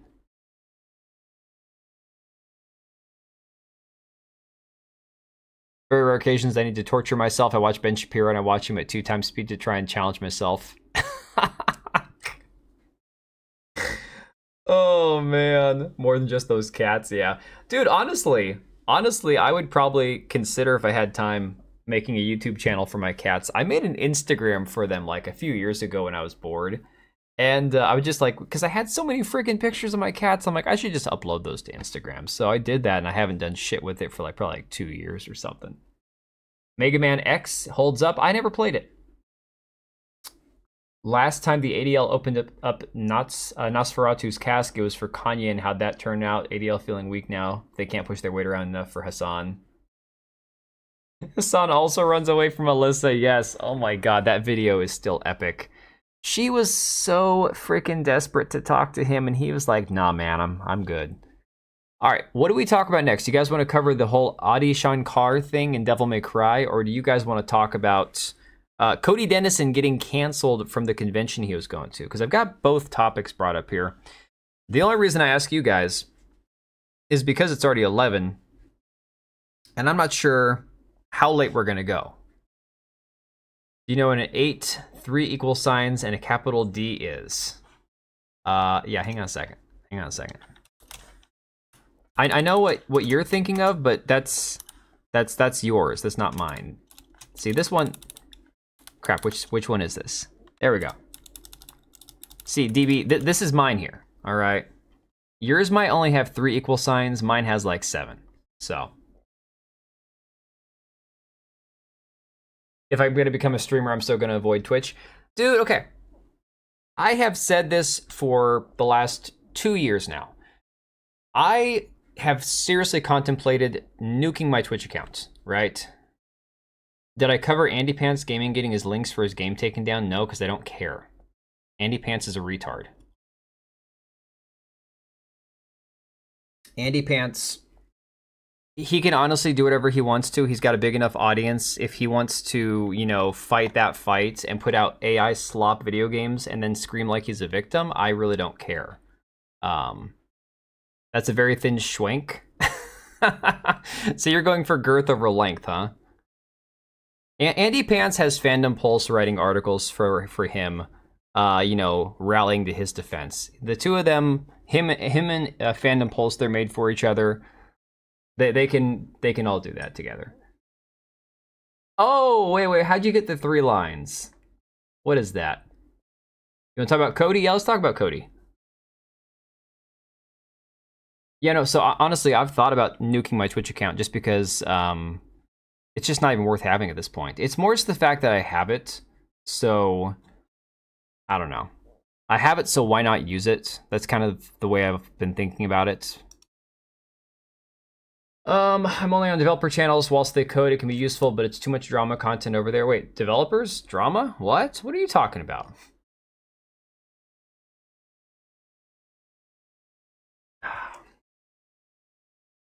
The math symbol. Oh, that's the problem, Hook. I don't do math. No math, no meth. Neither one. Oh, I've been trying to keep up with the Kershaw smears. Yeah, the whole Kershaw stuff, although that's kind of died down a little bit. That's devolved down into basically Kershaw won because Anna Valens nuked his Twitter account. He went AWOL on Blue Sky. Everyone else who attacked Kershaw has kind of like, they're still like spinning their wheels, shrieking. But Kershaw won. I mean, she got more money, and she has other people like offering her sponsorships and stuff. So it's Alt 240. Wait, the one serious comment I make, YouTube 8. Did they eat it? Let me look. Hang on. I think the gist is most people want to support Palestinians, not Hamas, but because of people who are representing their cause, they're turning away and muddying the waters. I mean, and you know, the whole problem is that, one, there's the distance. There's the fact that there's nothing in common, right? So there's the whole, you have the people who are like, Israel's our strongest ally in the Middle East, and they represent American values. And I look at a lot of the stuff that goes on in Israel, and I go, okay, so they had the highest rate of, let's just say, forced vaccination, government mandated vaccination. They've got apparently a problem with people who like to touch little ones that flee to that country. Very pro LGBT stuff, and then there's the whole Gaza conflict. It's like, I don't view Israel as representing the U.S. in any way, shape, or form. So in that respect, no, I don't understand, other than like the Christian, Jewish, the Judeo-Christian connection, what really there is, other than you go back to, you know, post-World War II, us using Israel as a proxy to meddle in the Middle East, that makes sense. And then, of course, Israel using our intelligence or using their intelligence to spy on our government, using their intelligence apparatuses around the world to meddle with other affairs, a la Epstein or whatnot. So again, there's a lot. There's a lot of this shit. In general, no, I don't want Palestine having tens of thousands of people blown up, and I don't want Israel having their people killed and raped. It's like, it's very simple. I don't want anybody dying. But at the end of the day, I don't think that we should have anything to do with any of it. It's that simple. You know? It's just, yeah, exactly. Susano, that's the thing. If you swim in the swamp, you're going to come out wet and sticky and smelly, right? And Tekla, I understand people feeling that way too. And it's just, it makes it really hard to care. You know, so when Asmongold got in trouble and he got his 1 week ban on Twitch because he said, I don't care if Palestinians are being wiped off the face of the earth because they come from an inferior culture. He said obviously that he didn't mean, well, he says he didn't mean it. I'm not going to pretend whether he meant it or not. But there's a reason a lot of people feel that way. You know, it just is what it is. All right. Yes, also Hamas declaring themselves an enemy of the U.S. I mean, they didn't even have to declare it. It was pretty obvious. So, some drama recently with YouTuber Camelot, also known as Cody Dennison, a.k.a. NASCAR driver. My kids watch a lot of NASCAR, so when I told them, oh yeah, this YouTuber that I slightly kind of sort of know through one, you know, connection or another, is the NASCAR driver now, they were really excited about it. So, he was invited or was planning to attend this Game and Geek Expo in, is it Raleigh, North Carolina? Got this email. He says, to all the people who bought tickets to come see me at the Game and Geek Expo, I have been kicked from the event. One of the vendors and photographers from the event said I am a Nazi, so I have been canceled from the show. Let the Middle East fix it themselves. I mean, that's how I feel, Hook. Yeah, Cool Pick. I don't know that Asmon has much of a moral compass, to be honest. Which is funny because everyone freaks out and thinks he's like some extreme right-wing Nazi fascist, and I'm like, no, he's really not. He's really not. He's very much like, he just kind of blows with whatever way or you know, goes with whatever way the wind blows, it seems. So he got this email from the Game Expo. Says, hi Cody, thank you again for your interest in being part of the Game and Geek Expo. We appreciate the time and effort you've put into your content and the support you've shown toward our event. After careful consideration, we've made the decision to move forward without your involvement in this year's show. While we truly appreciate your recent efforts, including the removal of one of the flagged videos, additional content has since surfaced that has raised continued concerns from our community guests and sponsors. Unfortunately, we've already experienced the loss of a sponsor and several other guest participants due to this situation, and it's beginning to negatively affect the overall perception and inclusivity of our event. I love this wording, and he brings it up in a phone call with him later on. The inclusivity of our event. So they're going to exclude him to be more inclusive. If Asmon's the Nazi, then what am I? I'm not even gonna answer that question. Please understand this is not a reflection on you as a creator, but rather a necessary step to ensure we are maintaining a space that is welcoming except for you, respectful except for you, and positive except for you. For all attendees and partners, we absolutely respect your right to creative expression and free speech, but we also have a responsibility to our broader community. Yeah, very interesting, right? So he got that email. Now, I don't know how big of an event this actually is, but it seems like he was going to have merchandise and stuff for it. Black Cat summed it up well. Asmon is a milk toast fence sitter. Oh, so he's Tim Pool. They wrapped his knuckles once, and now he runs up to sit on the fence for anything important. I mean, look, maybe Asmon is the greatest grifter of all time, and no shade there. No, you know, whatever. If he doesn't really have any beliefs or values, and he just kind of like wants to talk about stuff, and it gets him views, and it makes him money, I guess, other than, I don't know. Oblivion, are you still getting like kinky ads? Bouncy and Firm collection? Holy crap, man. This is what I've been trying to tell you guys. I go through on Twitter on my timeline. I don't follow anybody that has any content of any sort like that, like the spicy stuff at all. I don't use Twitter to look up anything pornographic, nothing sexual, nothing adult, nothing. And yet, I'm constantly getting Twitter ads, not just, people's accounts, ads, paid ads that have explicit content on them. And I'll report the ad and I'll say, this violates Twitter's ad policy. It's sexual content. You cannot have this advertising on there, right? I'll report it to Twitter. Thank you for your feedback. 2 hours later, I'll have another one. I'll report it. And 2 hours later again, maybe the next day, I'll have another one. And it's like, I'm not out there looking for it. Everyone's like, oh, what are you looking up on Twitter? That's not it. These are paid ads, guys. Like paid advertising on Twitter that violates Twitter's ad policy. Twitter's cooked, man. I don't think he would do that if the wind wasn't at his back. Possibly, yeah.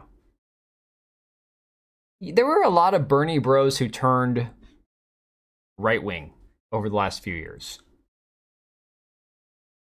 Yeah, he only has a couple of right-wing talking points for sure. Cat and dog mom ads, I think they're trying to deprogram it. Oh, man. Yeah. So he says, they claim to have lost tons of vendors as a result of me, but they're all sold out online. LMAO liars. Yeah, so I've done events, trade shows with my family's business my entire life. And the way that a lot of these events work, if it has a marketplace built into the website, they won't necessarily show if the vendor paid but isn't coming, but these all say non-refundable. So whether or not these non-refundable fees get refunded or not, it might not reflect on the website unless somebody manually goes through and resets and opens up a new spot. Like sometimes if they have a corner, like if you don't want to have an inline 10 by 10 space, if you want to have a corner, there's an upcharge for that. And so sometimes if a corner opens up, you'll get a notification and you'll go on and you see you can add that to your cart to add a corner to your space. And that's fine, but like that won't necessarily show Cody on his end whether or not these people are actually going to show up for a booth that they paid for or not. This is funny. This is right up my alley. This is stuff that I actually know about. He also says anyone commenting on the convention's Instagram supporting me is being immediately blocked and deleted, literally making every mistake. This needs to be studied. I need to look this up. Let me look this up a second. I commented something on their Twitter account earlier, I'm pretty sure. Raleigh Retro Gamers. Let me see if I can find it. Raleigh Retro.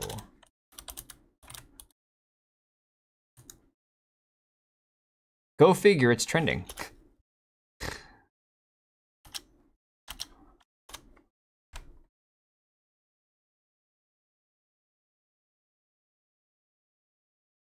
Yeah, the Carolina Game Summit got caught up in the middle of this, and they didn't actually have anything to do with it. Raleigh Retro, here we go. Well, I'm not blocked on Twitter, even though I commented something on it, so it doesn't look like they even have an active Twitter presence, to be honest.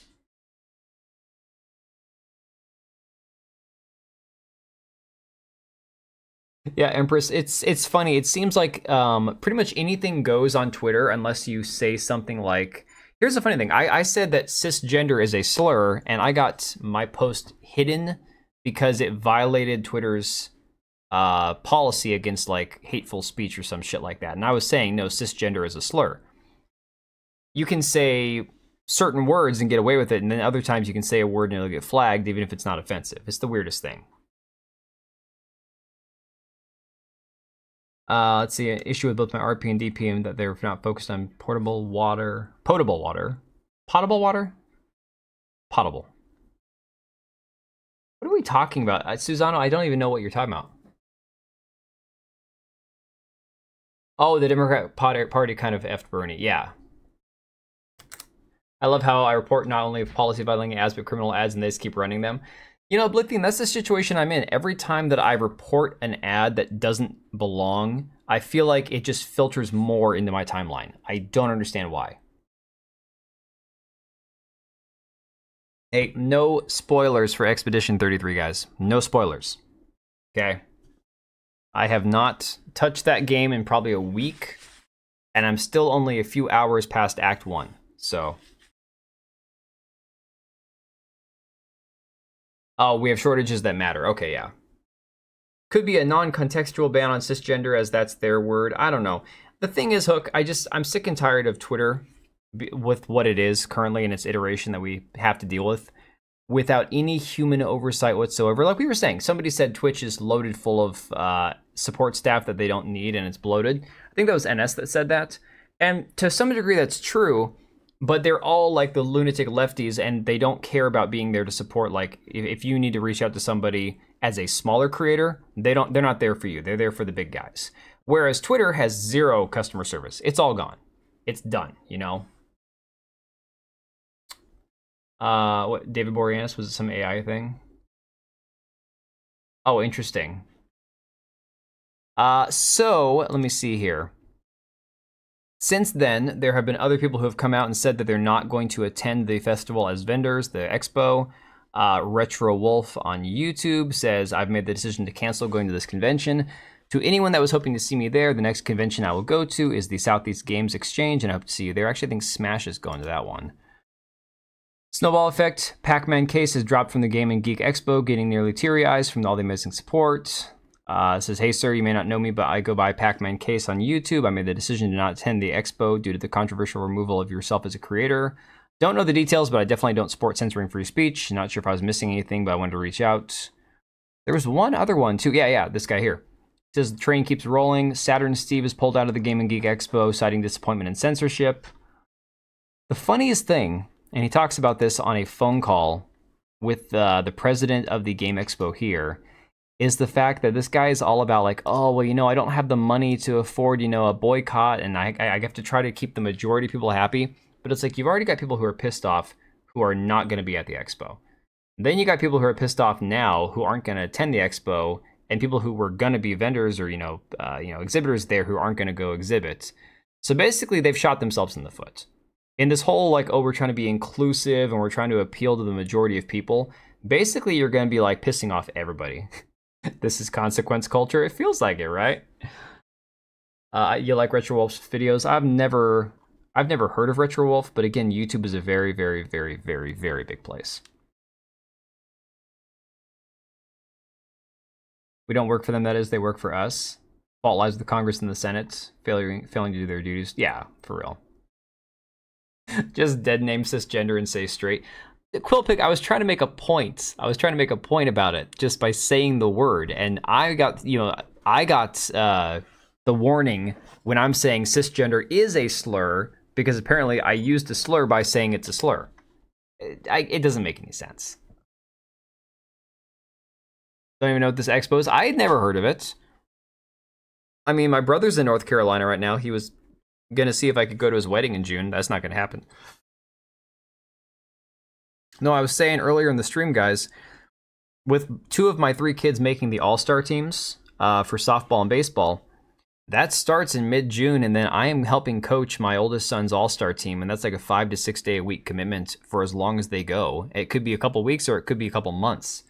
So it's going to be really, really hard to stay with a regular streaming schedule, I feel like, or regular video and streaming schedule. So I'll keep you guys up to date, but this shit could be very time-consuming. Yeah, it's possible, Quillpig. It is very possible. Forget the foot. Those people clearly blew off their heads. Yeah, for real.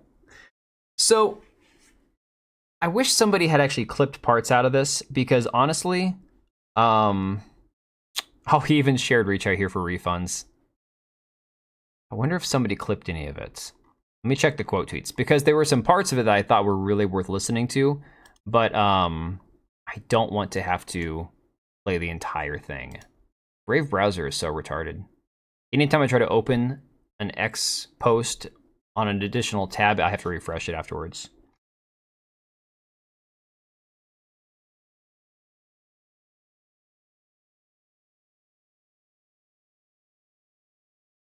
Basically, it's 28 minutes of Cody talking to the president of the event on the phone. And basically the guy's like, you know, man, I agree with you, and I don't think you're a bad guy, and I totally understand as a businessman that you have every right to be here, but unfortunately, I have to run this like a businessman, and yeah, it's pretty pathetic. I'm going to play a few minutes of it for you guys. Like, I get it. You have a lot of power there, man. And sorry, that was super loud. I'm trying to mitigate it. I don't want you to take losses on this. All right.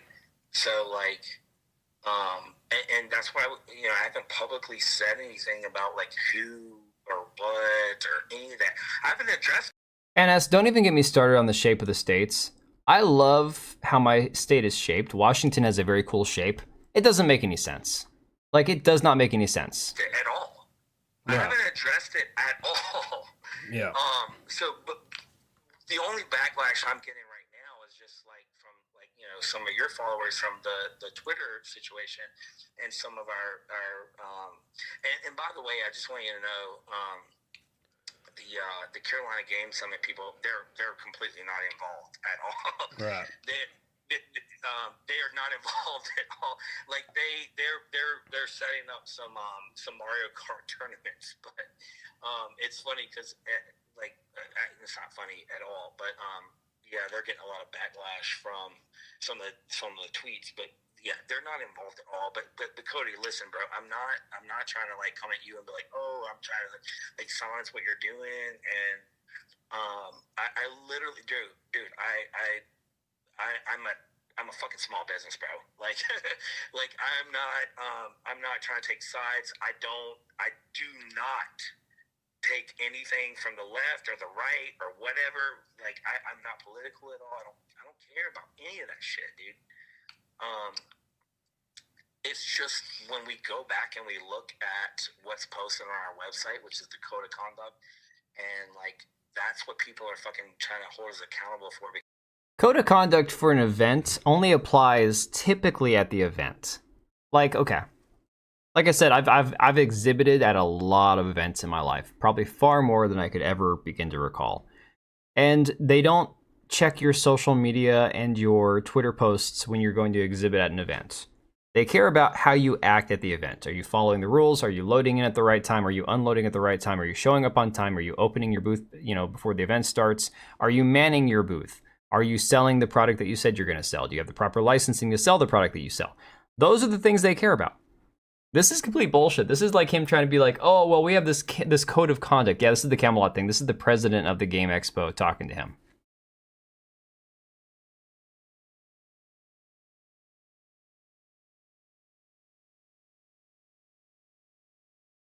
Yeah, code of conduct has nothing to do with, again, well, you said this thing in a YouTube video that people don't like. I'm going to skip forward in the video. Unfortunately, I don't have any timestamps to use.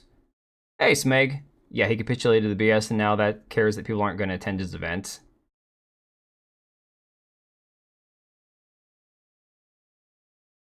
He keeps asking him, so he asks him in the video, over and over and over again. Well, not video, in the phone call. Man, I want to make this right, and I wish there was something I can do, so maybe you can tell me what I can do. But basically, he tells him, I can't have you come to the event. So other than that, what can I do to make this right? Tells him maybe he can give him his money or whatever. Consequences of cowardice. Can you keep your big-headed, tiny-faced cartoon Charlie Kirk in the U.S.? No. No, man. No, he's your... If he's in the UK, you can keep him. Blacklisting for their opinions outside of the event. Let me try at about 17 minutes. He gets a little irritated with Cody during this phone call. You guys could go listen to it at some point for yourselves, but there's a couple things that were pretty interesting. You could Google every single guest you have that has... Oh, this was a good point.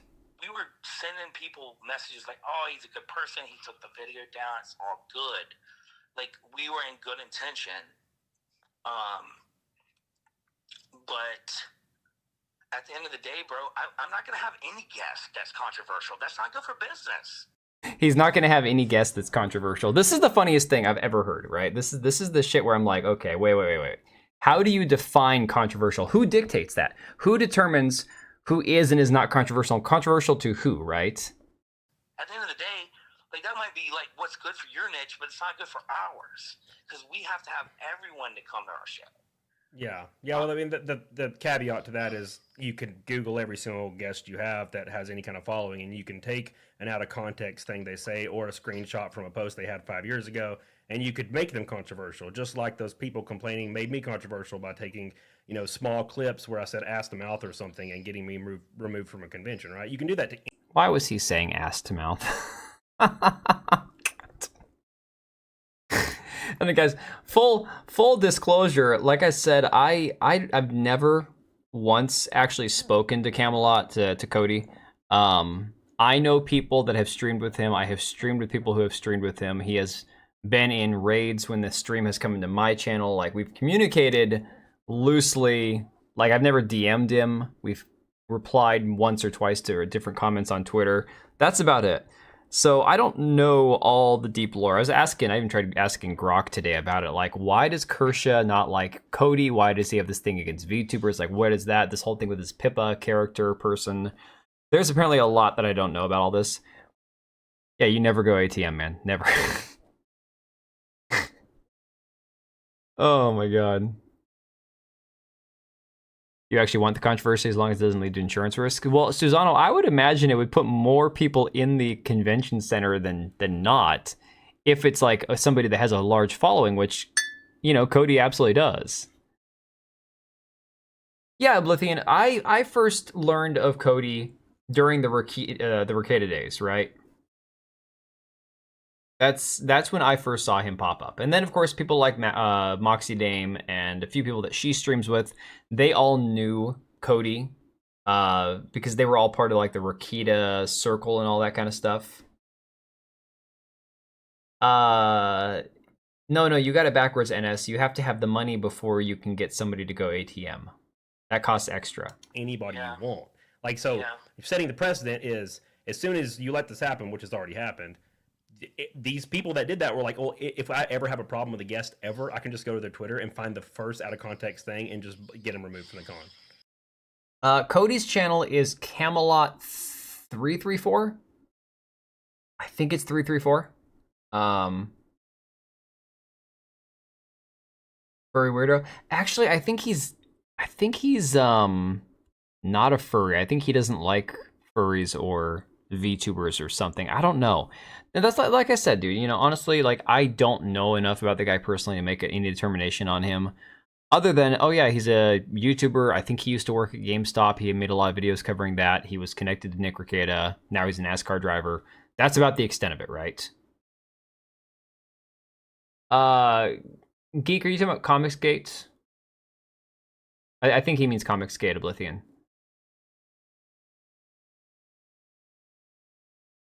Right? No, I 100% agree with that, dude. But like, you literally posted something 2 days ago, fucking like talking mad shit about the cosplay community. Like, that's not the same thing, bro. Like, you're dropping the con that you're coming to, but you're bashing 30% of the people that are coming. So, Geek, I've been told by people that are like really like obsessed with the entire thing that he was either a bit or he became obsessed because it was something where he did, I don't know. It's the whole thing is freaking weird, man. Like I said, this is going off into the weeds of like the drama that I didn't need to know, didn't want to know, and couldn't care less about. But yeah, there's drama between like the VTubing community, cosplay, Camelot, all that.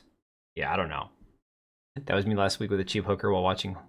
Oh, good God, man. Good Lord. And you justified it, and you were very, you know, you were, you kind of talked through it and all that, but that's what I'm saying. Yes, the other guests that are coming, like, you're right. I could probably go and dig through their stuff and find stuff. Same, Susano, same. We promoted you as a guest, and what happened was, like, our community was like, oh, who's this Cody person? And they went and looked at your stuff, and then they were like, the first thing, bro, like, you were... Did he call him Corey or Cody? You were very, you know, you were, you kind of talked through it and all that, but that's what I'm saying. Yes, the other guests that are coming, like, you're right. I could probably go and dig through their stuff and find stuff. But we promoted you as a guest, and what happened was, like, our community was like, oh, who's this Cody person? And they went and looked at your stuff, and then they I swear he said Corey. The first couple of videos that they found were, like, super controversial, and they were like, holy shit, what the fuck? And again, it's not just like one person, bro. We wouldn't even be having this conversation. Like, I was keeping you coming. Like, it was all good. We were trying to put out the fires. Yeah, it's super hypocritical. It's really retarded. Entirely for the cosplay into these things? Possibly, yeah, because it just seems like one of those things like, oh, a few people that don't like you because some videos you made are going to be there and they're going to have a hissy fit. Maybe they're also furries. Maybe they're furry cosplayers that are mad about it. I don't know. And again, thank you for taking down that other video. But what you just said, you're like, oh, you can go find some dirt on anybody. It's not like go find dirt. It's like you literally just posted shit that are. Here's the crazy part.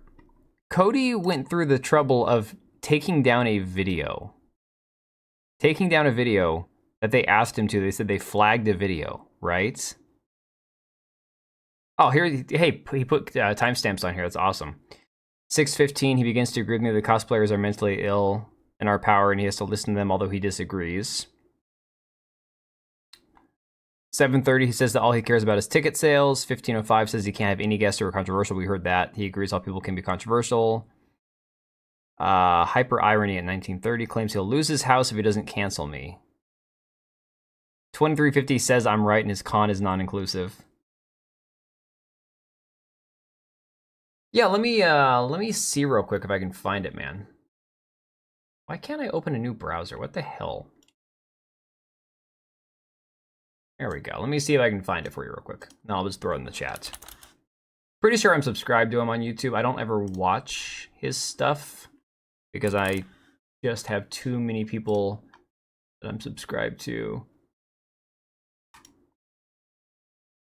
There we go. I'm gonna throw his link in the chat. Yeah, that I think he only has the one channel. There's a difference between dressing up, which is what cosplay is, and making it one's lifestyle. Yeah, well, you have those people. It's funny because there was this video going around on Twitter. I think Amiri King shared it for, engagement farming, of this guy doing this long routine of curling his mustache, right? He had one of those crazy old, merchant mustaches from Fable. And he was making fun of it. And I think it's a retarded looking mustache, don't get me wrong. The guy spends so long combing it out and waxing it to get it to curl. I'm like, this is too fussy for me. Like, I'm a blue jeans or sweatpants, tennis shoes kind of guy, maybe cowboy boots or whatever, jacket, hoodie, t-shirt. I could never imagine having my mustache so fine, decorated or so ornate that I'd be worried about messing it up. It's like, that's stupid. But, to each their own, I guess. What was I even talking about? Oh, anyways, just, it's kind of like how for some people, the cosplay thing, everything they do in life, you have those people that everything they wear is they look like they're out straight out of the 1930s or maybe the Victorian era where all they have is the vests and everything's all, the hats and everything. It's like, that's fine for dressing up once in a while. But people who dress like that on a constant basis, I'm like, there's something wrong. There's something not quite right there, It's like getting decked out in leather pants and wallet chain for a concert, but not being a goth at work. Yeah. Latest Mission Impossible, from what I heard, NS, is not good. But again, I didn't watch any of the rest of them, so I don't care. I don't know about people canceling because someone's there, unless other celebrities are canceling because of it. Only unveiling because someone is not there. Yeah. Not gonna get bent with the person wearing the Donald Duck costumes at Disney World. They don't think they're Donald Duck. Well, yeah, exactly. Oh, how do I know about... from what I heard from a lot of people who went and saw Mission Impossible, they said it's not good. That's all, Quilpic. I'm not saying don't watch it. I'm not saying it's not good. I'm just basing it off people that I know that have all said that it's not great.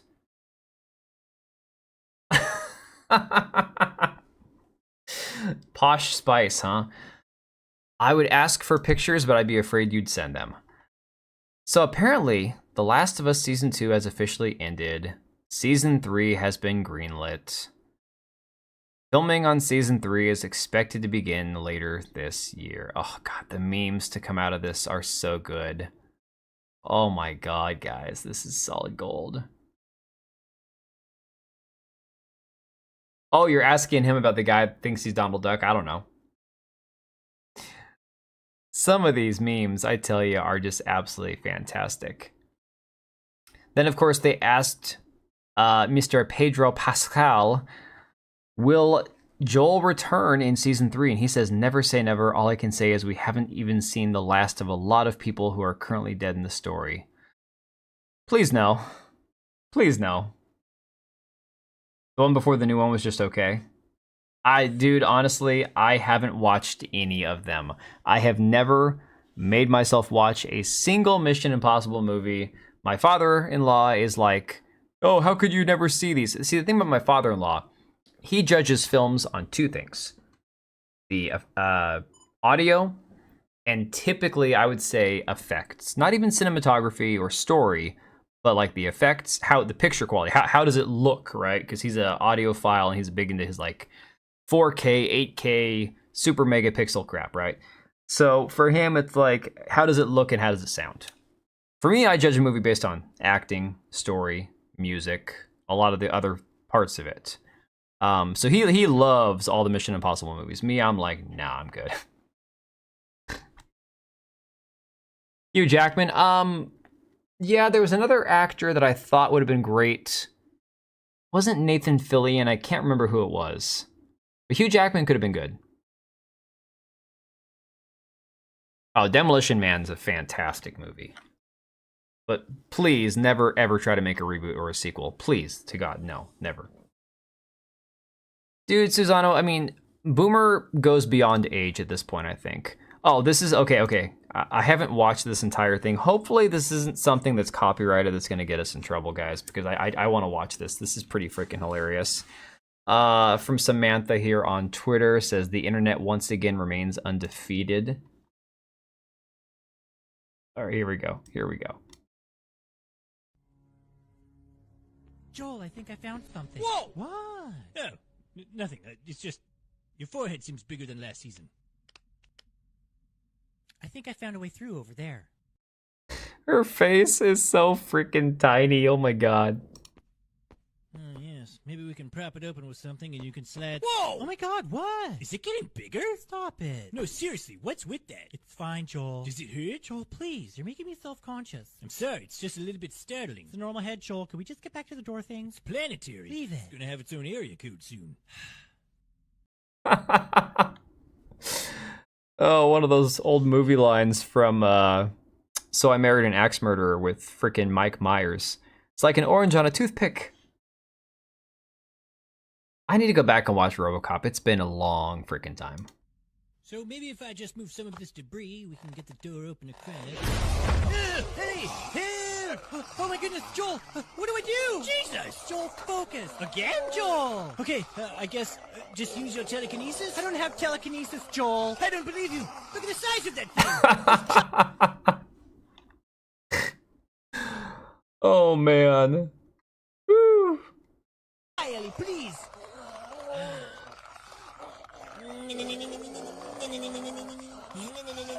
I think it's working, Ellie. Keep trying. Come on, cranium.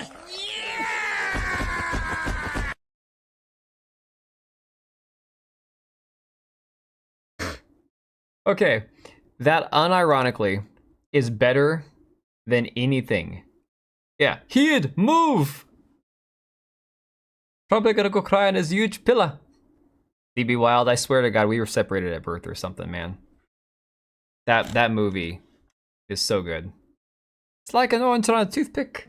The virtual planetoid. Yes. But apparently, according to Variety, how queer love grounds The Last of Us above all else despite the online backlash. I think this is the perfect way to end the stream tonight. Talking about queer love. This is what the internet was made for. 1000%. The first time Neil Druckmann, sorry, let's restart that. The first time that Neil Cuckman and Craig Mazin's HBO adaptation of The Last of Us majorly deviates from the game is also the first time the show begins to find its voice.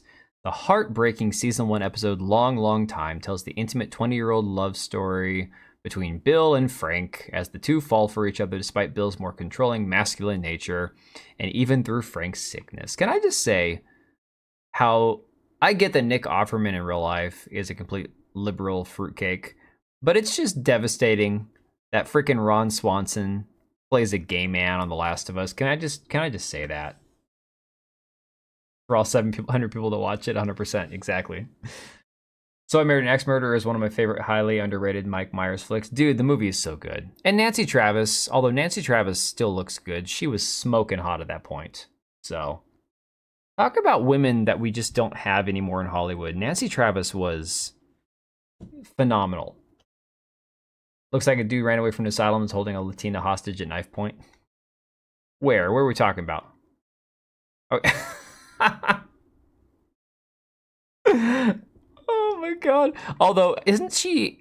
So she's a Latina actress in the show, but in the video game, the chick looks like Indian or something. I don't know. It's a notable expansion from the game and the kind of narrative detour your average post-apocalyptic show wouldn't dare devote an entire episode to, nor should it have. A lot of people complained that, like, why are we getting a whole episode of the first season that's just the two gay dudes? But in a world that has completely left hope behind, watching two men still find a rare form of connection is what gives this show its unique edge. For a genre series set in the aftermath of humanity's collapse, with zombie-like creatures called the Infected threatening the lives of the few humans lucky enough to still be alive, it's the raw human drama and queer love stories at the heart of HBO's Last of Us that keeps the show grounded in full life. Okay, season 3 is dead on arrival. If they're saying that it's the queer love stories that keep the show going, it's dead. It's gone. It's toast. But the hair makes her look like a chola without the jewelry. George Clooney was good back in the day. Honestly, one fine day, Michelle Pfeiffer and George Clooney, if you just need like a PG-13, like feel-good movie to toss on in the background that's enjoyable to watch and it's not cringe, it's cute. One Fine Day is a freaking fantastic movie. Such pontificating garbage. Talk about filling HTE word counter. Yeah. Let me see here. While season 1's dramatic arc largely hinged on the father-daughter relationship that forms between Joel and Ellie, Joel's death in season 2 has forced the show to find a new anchor. Cuckman and Mason have found that in Ellie and... Is it Dina or Dinah? I don't freaking care. Their slow burn love story giving the show a new relationship to allow Ellie to grow into a dad. While also grappling with the rage she feels after watching Abby kill the only true family she's known. Many fans of the show include... Did you guys catch that now Neil Druckmann came back out recently and was like, well, actually, the Fireflies might have been able to cure the virus if they could have killed Ellie, so really Joel's the bad guy, is essentially what they're saying. So again, he's doing his best just to destroy Joel as the hero father figure in the story. That really he's the bad guy because if Ellie had sacrificed herself, this doctor could have saved everybody else, right? Let me see here. Many fans of the show, including myself, wondered how it would continue to evolve without that central Ellie and Joel relationship, but the refreshing care the writers have placed in naturally developing Ellie and Dina's relationship, in juxtaposition to all the ensuing ripples of violence following Joel's death, shows that queer love is the grounding force at the center of The Last of Us, and always has been. Hang on a second. I get that they're talking about the show, but the first game before that DLC, Ellie wasn't queer. So how is it possible, first off, the first game sold more copies than the second game. So how is it possible that queer love is what grounded the story from the beginning when in the first game, which should have translated to the first season, she wasn't queer? Oh yeah, childbirth is very fatal without modern medicine a lot of times. Yeah. Do you know the movie called The Outfit? I know the name of the movie.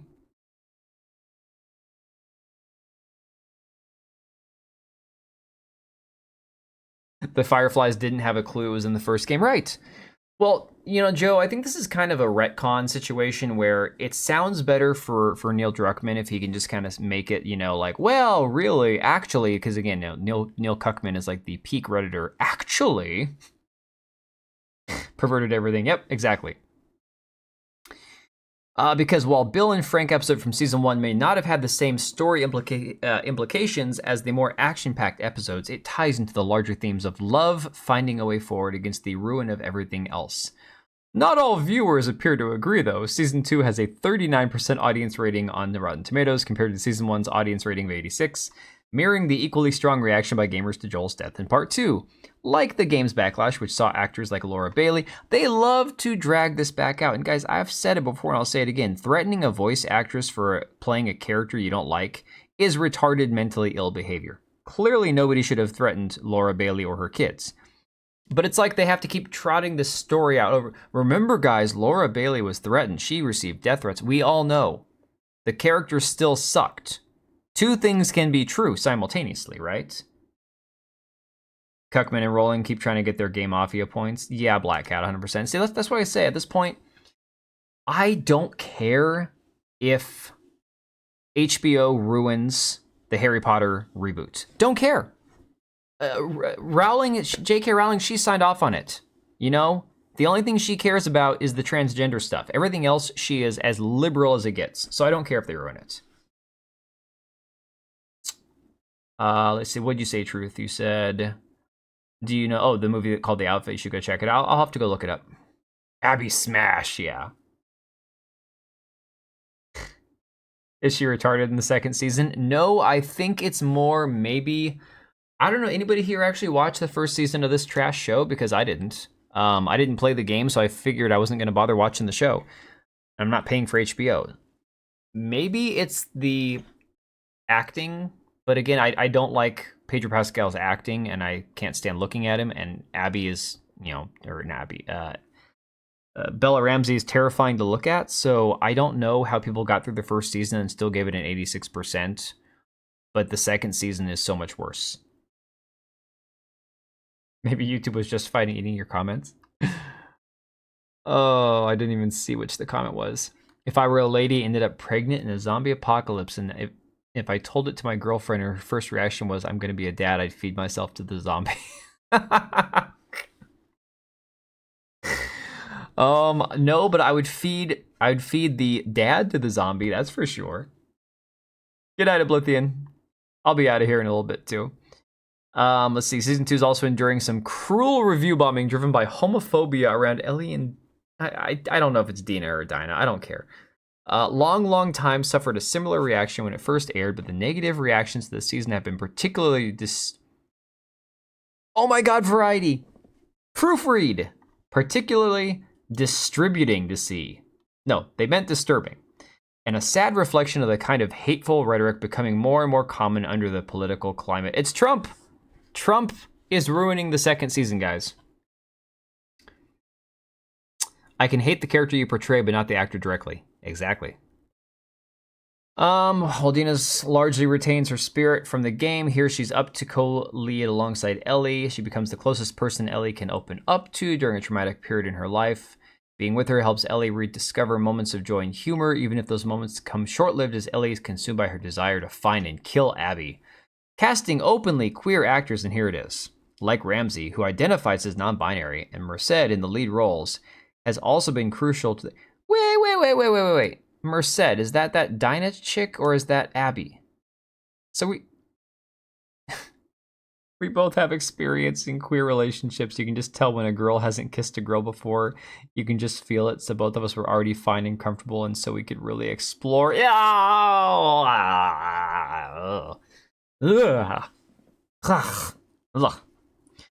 While there are endless conversations to be had about the value of straight actors playing queer parts versus queer actors playing queer parts, Ramsey and Merced's related experiences clearly added to making the sex scene feel tender.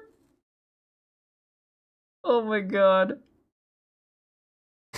Yeah, you know where she takes her dirty fingernails and digs, never mind. That's super tender. Notably, that episode was directed by Kate Herron, who's bisexual. Peter Hoare, who directed Bill and Frank's episode from season 1, is openly gay. God, I hope it's pronounced Hoare. H-O-A-R, that's hilarious. If Cuckman and Mason intend on following the rest of The Last of Us Part 2 as closely as they have in Season 2, then Lev, a trans man and former SCAR member, can be expected to play a major part in Season 3. Oh, goody! But while this season of The Last of Us has been overshadowed by some of the online vitriol, it would serve the writers and HBO well to continue expanding upon and complicating Ellie and girl whose name I can't pronounce relationship, along with the new queer characters being introduced beyond the template of the original game. At least the carpet would be clean. Oh my god.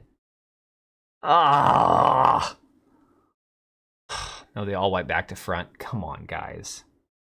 Come on.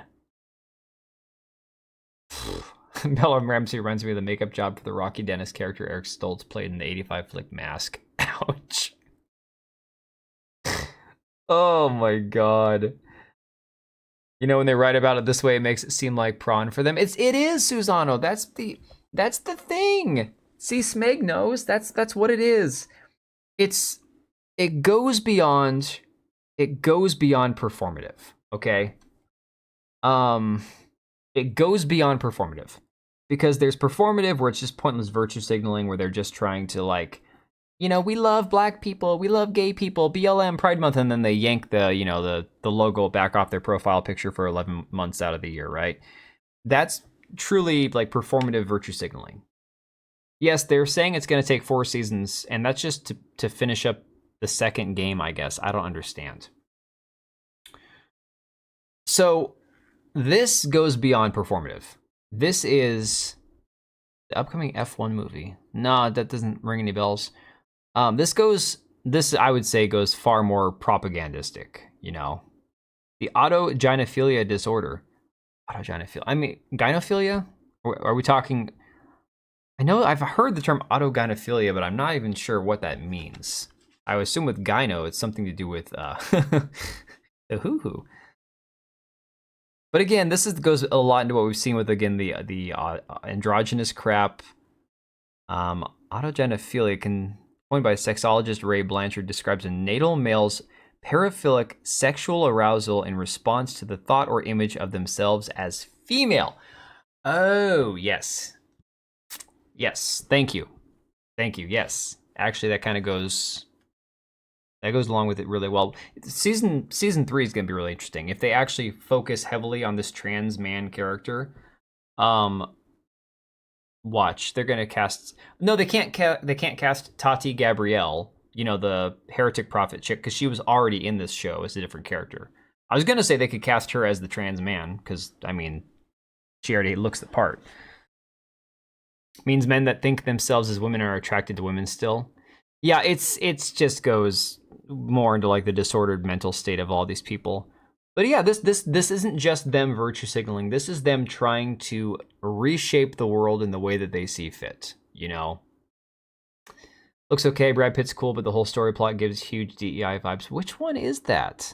Wasn't there a movie about like Mario Andretti that came out a year or two ago? It means that they've actually transitioned, but who knows? No, so what Google, if Google's to be trusted, says is it is crap, where'd that go?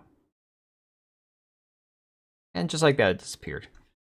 It's their arousal in response to the thought or image of themselves as female. It's a proposed explanation for the desired for reassignment in some male to female transsexuals, particularly those who are not exclusively attracted to men. It's the attraction or the arousal of seeing themselves as women. It's not that they've transitioned. It's don't actually think of myself as a woman.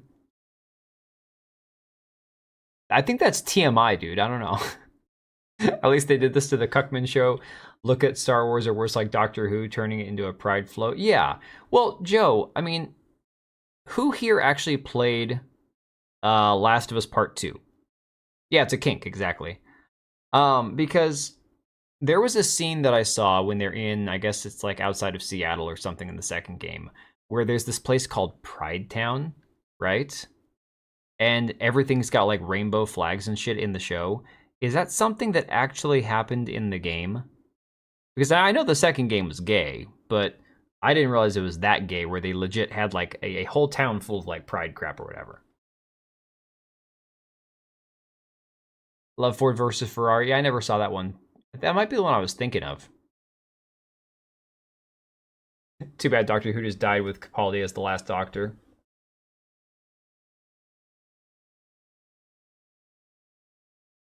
You have almost every episode of Doctor Who on DVD?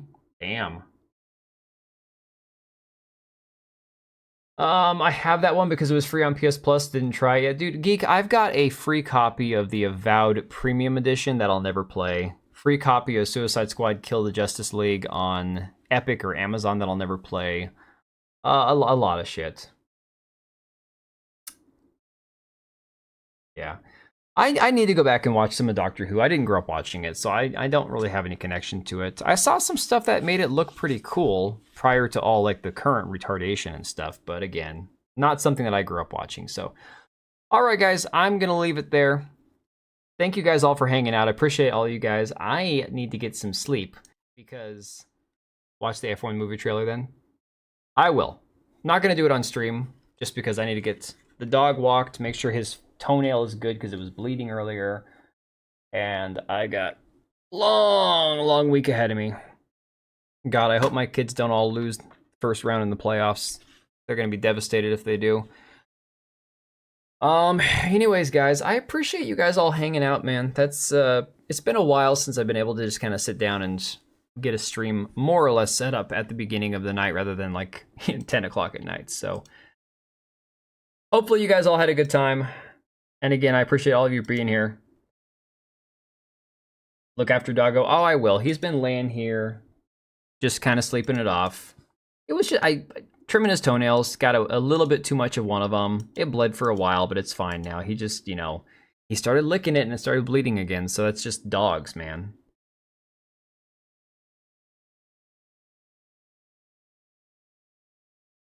All right, guys. I will try to have some new stuff out tomorrow. And in the meantime, be safe. Enjoy your week. If I can't get a stream in on Wednesday, I will try maybe Friday. But I'm going to try to play an indie game that I picked up on Wednesday. So